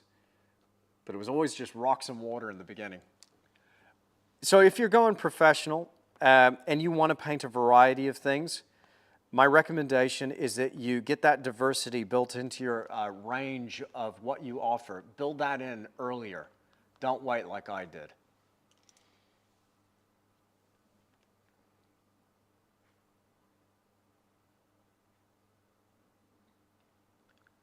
CF, that's an interesting thought. You could be painting on the moon and doing a painting of the earth. Excellent, excellent. All right. Not going to touch anything Apple, says Marley. See, okay, I beg your pardon. Okay.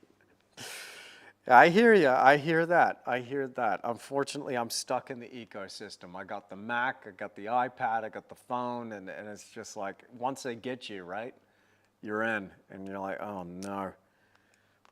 So, yeah, what can I say? It's not that I'm a fan, but it is what it is. And then you want to use your old charger on the new device, and it's like, oh, we've changed it again. Well, thanks a ton. I'll start working up the neck here, just creating a little bit of that volume. A little bit of interpretation here, but sometimes when I'm finding my feet, I'll just do a little bit of a dry brush, try and work out how that hair pattern works. And this really is a process of layering, layering, layering, one thing on another. The liquid impasto really helps, again, with building that texture. And when it comes to layering, you can get such a beautiful surface. Now, it will dry, all my medium will dry. Within about 12 to 24 hours, I'll get this really decent surface dry so I can layer right back over the top. So on tomorrow's live stream for the Academy, And again, I go live on my academy every single week. I go live here every once in a while on YouTube, but on that academy, it's every week for a couple hours. Recently, we did a 5-hour live stream. Then we did a 4-hour one. Most of them are around the 3-hour mark. I'll probably be live for about 2 to 3 hours tomorrow. But it's cool to just drop in and hang out. I will be working on this painting again tomorrow on the live stream. So if you want to see more of this painting, do check it out. But I'll be able to layer right back over the top of this painting when we go live tomorrow. Now I've just got a little bit of anatomy that's catching a bit of that light. Just dry brush in where that light's striking. Lovely mass of the shoulder right there. Just catching that light. We've got that bulge of muscle just above that elbow joint right there.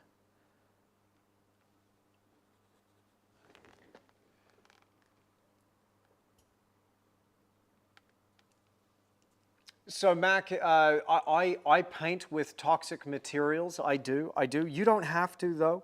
Okay, so just you can get some either student quality colors, or you can buy what's called a hue. So if you go into the store, you're buying oil paints. If you want to start practicing with the oil paints, just pick up like a cadmium red hue, a cadmium lemon hue. Now look, it's not as strong as the real deal, okay? But it's not going to be toxic or as toxic as cadmium, cobalt, lead. I think here at 9 years old, Mac, you don't need that stuff, brother. All you got to do is focus on your fundamentals, nail those hues. So you work with the student grade, some of the cheaper ones, and then as you get on a little bit in your career, in your art journey, start getting into some of those expensive paints. Your brother's going to get a little bit older there, and he's not going to worry so much about the toxicity. But I also wouldn't worry about fumes. You know, you could use a little bit of linseed oil instead of liquid. You could use a product like oleo gel, which is linseed oil and silica mixed together. It's a gel. It's non-toxic, so that won't have any fume. That could be a good way to go. Or you could use acrylics. You could use all of the fundamentals that we talk about, Mac, but you could use acrylics instead. And so you don't have to use what I'm using here. But I just use what I use because I got some good studio practice, but I've had a couple of decades of experience painting professionally, and before that, another couple of decades of just growing up around it. So do you teach private classes? From nothing. Interesting name there. I no longer teach private classes. The closest thing that I'm coming to a private class is the Plein Air Art Tour, which we have coming up in early 2025 here. That's the closest that I'll come to teaching a private class. I no longer teach privately just because it's prohibitive with the time. With my schedule of producing art, because I'm still a professional artist, I still produce paintings for sale and work on commissions, but it's just so busy with working on these paintings and creating video lessons for people. So I'd much rather make a video lesson and teach 10,000 people than teach just one in the studio, if that makes sense. So 3698S, yes, you're quite correct. The turpentine can be a little bit toxic, but if that's an issue, I'd use a product like Pure Gum Turpentine, which is a little more natural. The fume is not quite as noxious as a petroleum distillate. That's something that you want to watch out for. So Pure Gum Turpentine might be a great option if you're worried about things like toxicity. Check that out. But yes, I would recommend if you're worried about fumes, wash your brushes outside. And I don't actually paint as part of my process. I don't mix here on the palette any solvents into my paint. I'm actually just using paint and medium. That's it.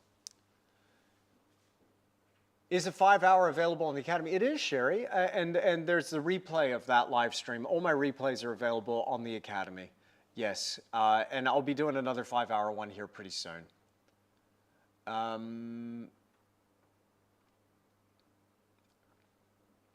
Permaculture Kiwi, fantastic. Collect cameras and lenses from charity shops. That's awesome. Hey, Zach Hampson. Thanks, Zach. Appreciate you, man. I haven't spoken to you, Zach, in a wee while. I hope you're doing well and your art's going great. Thanks for dropping in on the live stream. Appreciate you, bro.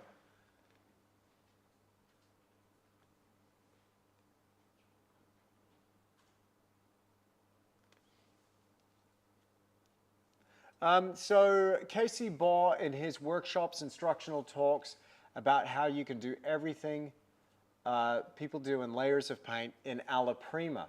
He says he does all paintings that way, alla prima. Sure. I think with alla prima, timing's an issue. Some works, particularly little works, you'll have a smaller window of time to work on, right? Because it's smaller. But a bigger painting like this, good luck trying to do it alla prima. You're going to have to work in layers because it's just going to take so much time to fully realize the form of each individual area. Now, of course, you can use slower drying mediums and still have an open surface to be able to work. But this is just my method for being able to carve and sculpt the painting to create three-dimensionality and volume and form. It's just a way of going. Now, I find that, and don't get me wrong, love Casey Baugh's work. I don't know Casey, haven't spoken to Casey, but I am a big fan of his work, and I think what he's achieved in his career is undeniable. He's a great artist. So I would love to reach out to him and talk to him on the podcast. He might be just a little bit too famous. I don't know. I've talked to some pretty famous people on the podcast, like Robert Bateman. He was pretty famous. But Casey Baugh, yeah, he does some beautiful work. So I don't know about his particular approach. I would love to talk to him and pick his brain about that. But, I'm a fan of the layering, of working one layer over another. But I'll do both. Sometimes with a portrait, I'll do a little alla prima. That can be fun. And I understand that his work is primarily alla prima. So I don't think artists like Bierstadt or Moran or Church painted alla prima.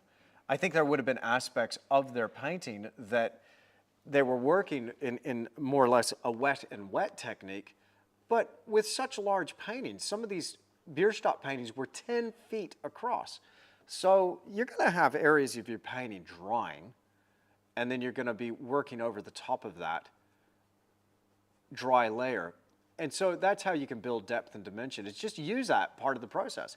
Don't worry about it. Just go, well, it is what it is. It's dry. Cool. Well, I'm going to work over the dry surface and see how I can push this painting even further.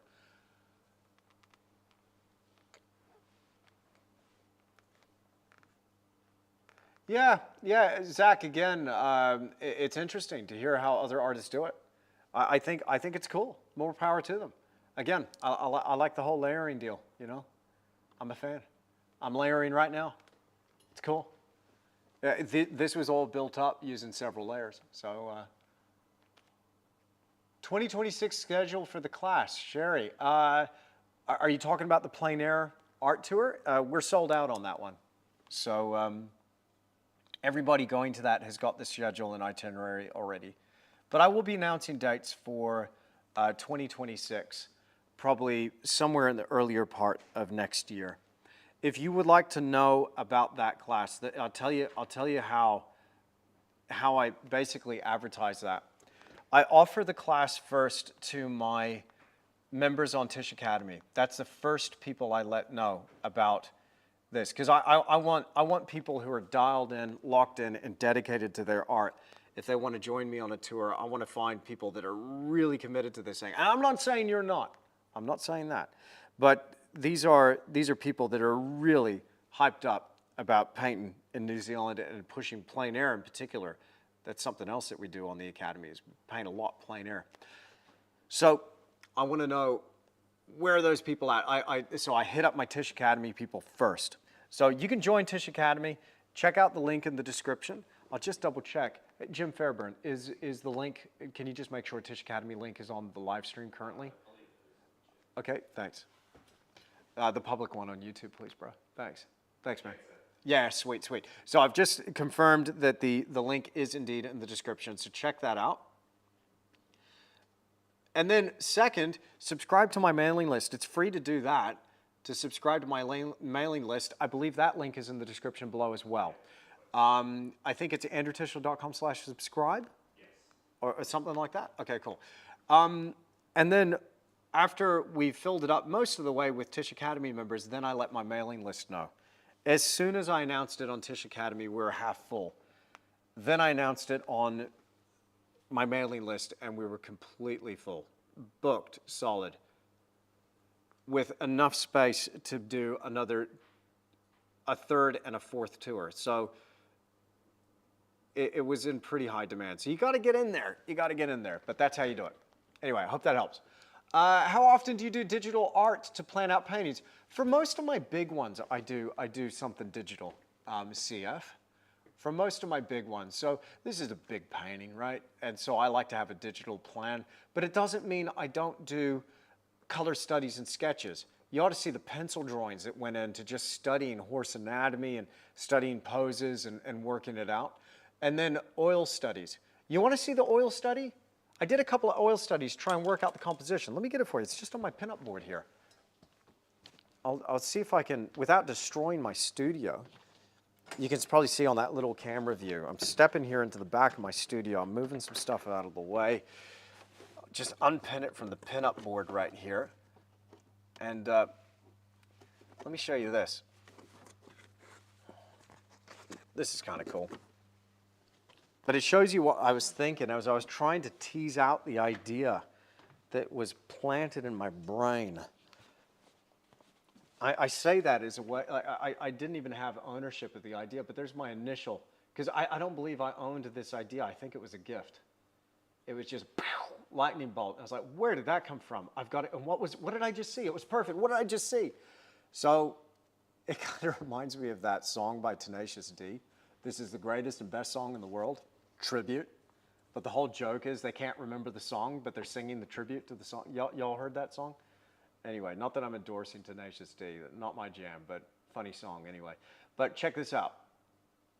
So the top one, I'd painted that and I thought, okay, we're getting close. Maybe I need more horses. And then the bottom one was just chaos. It was originally going to be 13 horses there, and I was going with something a little bit biblical, right?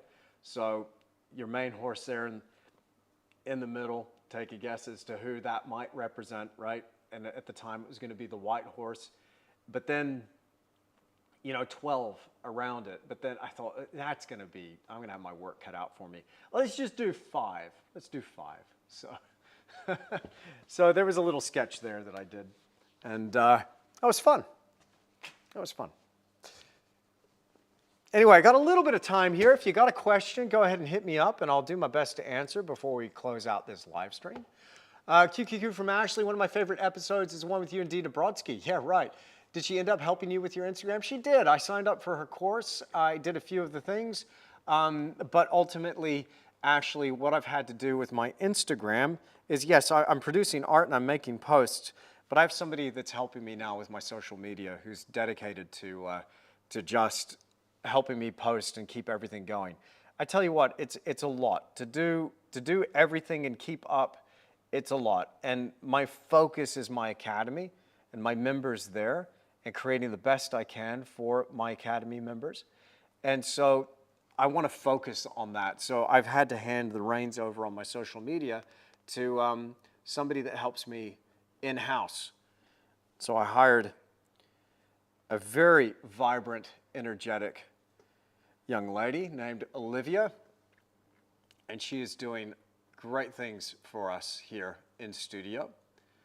But if I turned the camera around, you would see that I actually have a small team here in studio that helps me do what I got to do.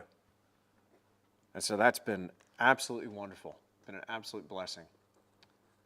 So as much as I'd like to give you the impression that I'm flying solo here, I have been for many years. But just this year, we've grown into a small team. And on a good day, I got about a half a dozen people in here. Today, I got 4. Olivia's working from home. Yes, 3698, I do use Gamsol. Yeah, that's right, Ashley. Definitely. Hire an expert. You know, the power of delegating. You can't do it all. I've tried. It doesn't work. All right, how would you advise or encourage young artists to improve or upgrade their art quality? Iman, that's a great question. First of all, you have to recognize that art is a long game, okay? Don't be in a rush. You've got time. So put the time in. That's number one. Focus on your quality. You can always find a way to make improvements to quality. Constant and never-ending improvement. Highly recommend it. Then, break the process down into smaller pieces. I like the checklist that we talk about all the time on the Academy. It's the fundamentals of art. Focus first on the linear aspect of everything that you do. This is the drawing. I recommend making drawing a fundamental part of your daily art habits.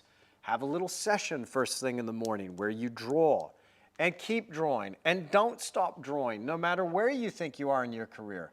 You never have the drawing thing whipped, trust me. There's always another rung on that ladder. Recognize that you're always going to be a student. I'm always going to be a student. I'm always learning.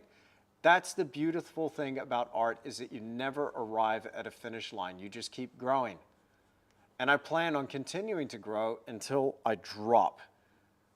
There better not be an end to this thing. I don't think there is. For most of the professional artists, and I've talked to some incredible artists, particularly on the podcast, they're still learning. They're still growing. You talk to somebody like Robert Bateman, who's 93 years old, won an Order of Canada medal, is a household name in the world of wildlife art. He's a giant in the wildlife art space, and he's one of my art heroes. Talk about, you know, spinning out and talking to one of your heroes. I mean, that was bananas. Anyway, still learning, still growing. Such a humble man, really nice guy. They say never meet your heroes. Some of them you should. Some of them turn out to be awesome. He did. Anyway, that's a couple of pointers. So the linear aspect of your painting, line and shape, we talked about that before. Then through doing more and more and more art, you learn to really master those fundamentals from your value structure, how light or dark things are, your color, your sense of color, and then your edge quality.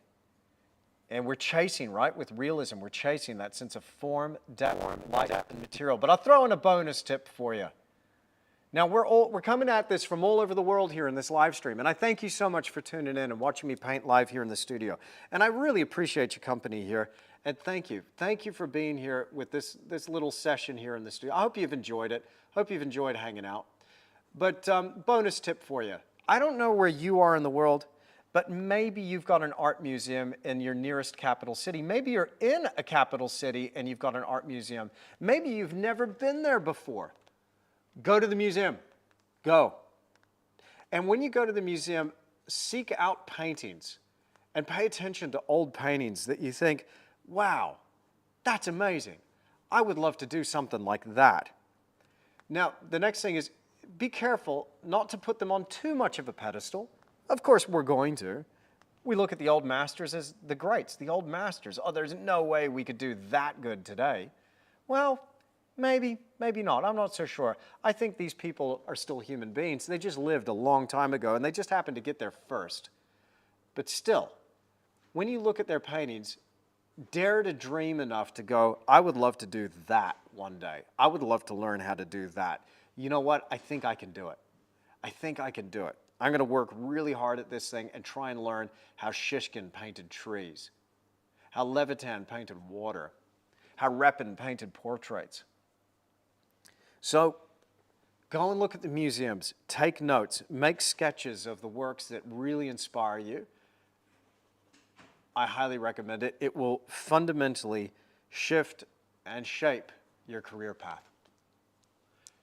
QQQ, I want to paint on a large panel. How to tackle a large painting? Well, we're talking about it. Have a plan, Phoenix Greyhound. Have a plan. So my plan, I'll show you my plan. I'll show you my careful and delicate plan. Here we go. Look at this. Look at it. Ready? Wow. Look at it. There's my plan. It's my digital design. So that's how I recommend doing a large painting, is have a plan and stick to your plan. If it works in your plan, chances are it might work as a larger painting. That's my story anyway. I'm sticking to it. How did you break into professional status? You know, I'd like to say that it was hard work and it was nothing but just, you know, hard work and just bulldog mind determination there, Ruben. But if I'm honest, there was a good, healthy chunk of lucky breaks as well. But I think that the more you work at it, the luckier you become. And so I would continue to work at this until you break through. Now, one of my favorite words is that word, until. That's a word that I think most people, when they're starting out, forget about. You have a standard that you're setting in your mind. There's a place, there's a destination, there's somewhere that you're going. Do not stop until you get there. If you're not there yet, you keep working until you arrive. Do not give up. Now, I'm not the most talented painter out there. I know that. I'm painfully aware of that. I'm not trying to be the best there is. I'm trying to be the best I can be. But one thing I could guarantee was that I would show up and I was willing to outwork just about anybody. Not that it's a competition, but I was going, you know what? I'm not the most talented. I'm not the smartest one out there. But I tell you what, I'm a darn hard worker, and I will continue to show up until I crack this thing. And what happens is the more you do that, the luckier you become, the more blessed you become. Now, I prefer to say blessing than just luck. To me, it's a blessing, right? It's a gift, and it's not mine. It's just something that is sometimes given, but that's just my faith, okay? That's my spiritual calling. But you might feel differently about that. But you can still adopt that mindset of until. So the more you do it, the harder you work at this, the better you increase those odds of being discovered, maybe picked up by a gallery, maybe getting that following on social media, maybe gathering that critical mass to the point where it's like, oh shoot, I got a commission. Oh, far out, I got another one. You start building on one thing to another to another. Now there are strategies. There are systems, there are ways that you can really try and orchestrate this thing in your favor. This is what we talk about in the course on the Academy. It's called the Creator Activator.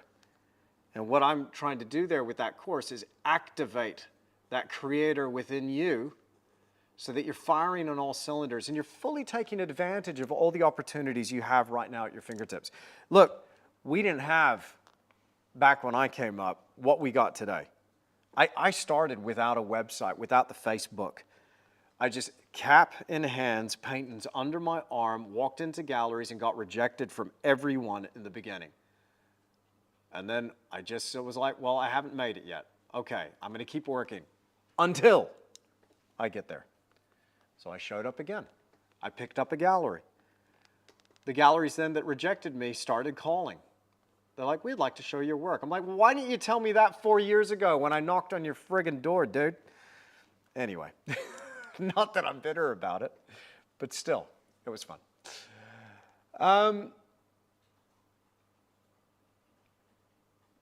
Thank you, gents. Appreciate that comment. Classically Modern would love to pay for a one-on-one 30 minutes of advice lesson. Any thoughts on this possibility? Look, contact me through the contact form on my website, and we can have a chat about that. I was a member of the Academy, have been a follower since video one. Well, thank you, Classically Modern. The best way, because you have contact with me through DMs on the Academy. That's the only place I'm really responding to DMs is on the Academy. Jump back in, Classically Modern. Jump back in. Have a look. Hello, Andrew. I'm South African, but in New Zealand on holiday at the moment. Would love to meet you. Well, if you find yourself in the small town of Lawrence, knock on the door. I'm here, Rose. Okay. Your painted horses look better than the photos. Permaculture Kiwi, you're so kind. I appreciate you. I've just been playing. So today, I've just mucked around and I have applied a little bit of color here to this horse here. But let's step back again. You know, it's important to get out of the stool, get out of the chair, stand up, look at your work from afar, gauge the situation, judge what's going on, have a look. Are we on the right track? So, I don't know. You tell me. Am I fishing for nice comments? Maybe. I do that. I got a fragile ego. I need to do all of that. I can't. Anyway, wide view here. Let's go even wider. So here's the whole painting. And this is what I've been working on. And as you can see, that's that horse that we've been working on. I got my work cut out for me. And this horse, to kind of give you a sense of scale, let me just focus my camera here. I'm going to go up and stand next to this one. Here I am. Can I get right up on that? So there you go. I'm standing up against the painting. That's the size of it. Hello. Nice to see you. Okay, so I'm going to end it there. My goodness. What an epic live stream. See, there you are. There you are on the screen. Appreciate your company here. It's nice to not paint alone, you know. To have your couple hundred of your buddies hanging out with you in the studio is nice. Appreciate it. Now look, it doesn't have to end there. I will be going live here at some point in the near future. I'm not too sure when I'm going to do another YouTube live. It'll probably be in 2025, early 2025. But I just want to say thank you for hanging out with me here in the studio. Before you go, please make sure you click on that link in the description down below. Where has my screen gone? Where has my screen gone? This way. Ah, there it is. Okay, click that link in the description down below or visit tisch.academy. That's TISCH.academy. Again, if you want to take your art to the next level, and I think that's why you tuned in here to watch this live stream, if I'm right. But if you want to take your art just up a couple of notches, start painting stuff that you didn't even think was possible, discover some stuff for yourself where you could just push through to that next level, then join us on Tisch Academy. The best part of that academy is you're there with like-minded people as part of an exclusive community dedicated to artistic growth. That has been amazing. It's been an amazing experience for me, but for dozens, if not hundreds, if not thousands of people that are in that academy. There's hundreds of hours of content. There's over 300 hours of content. In fact, we're uploading several hours of content each and every week. Check out the full-length painting demonstrations. If you're new to oil painting, you want to dive in, get some core fundamental skills, have a deep understanding of oil painting in one course. Check out the Fundamentals of Oil Painting course that right now is on the Academy. Every week, I go live for several hours with my Academy members, so that's part of it. There's also critique videos, the art business course, which I mentioned here, of course, and the exclusive community, which I've already mentioned. Now, my Academy members, I'm just going to ask you once again, there's so many of my Academy members here in the live chat. Go ahead, hit us up in the live chat. Let us know if you're enjoying the Academy, what you got out of the Academy. I'm not paying any of these people to say these nice things, but always, they always show up, and I am dedicated. This is my life's mission, is to help you maximize your art, to help you go even further than you thought possible. That's my mission, and I've dedicated my life to this, and I'm pouring everything into that academy. So you can join right now for as little as 25 bucks a month. You can get the exclusive Academy VIP tier, which includes those weekly live streams, or you can jump in at 15 bucks a month for studio. It comes with a 30-day money-back guarantee, of course, so you got nothing to lose. But on top of that, I'm chucking in a free 7-day trial, so you can get that when you sign up at tisch.academy. All right, hey, thanks again for being part of this live stream. I appreciate you so much. I'm going to get out of here. I'm going to carry on with this painting. I'm going to be filming this for my Academy members, and we're going to be talking about this in some more installments and some live streams. But I'm also going to be working this up into a bigger course, and I'll tell you about that very soon. But thank you for hanging out with me here in the studio. Thank you for so many kind comments and some amazing questions. I hope this has been helpful. And if you're watching the replay, subscribe. Make sure you subscribe. Click the notification bell so you're notified when I go live again. And I'll see you again in another live stream. Until then, happy painting, my friend. We'll talk soon.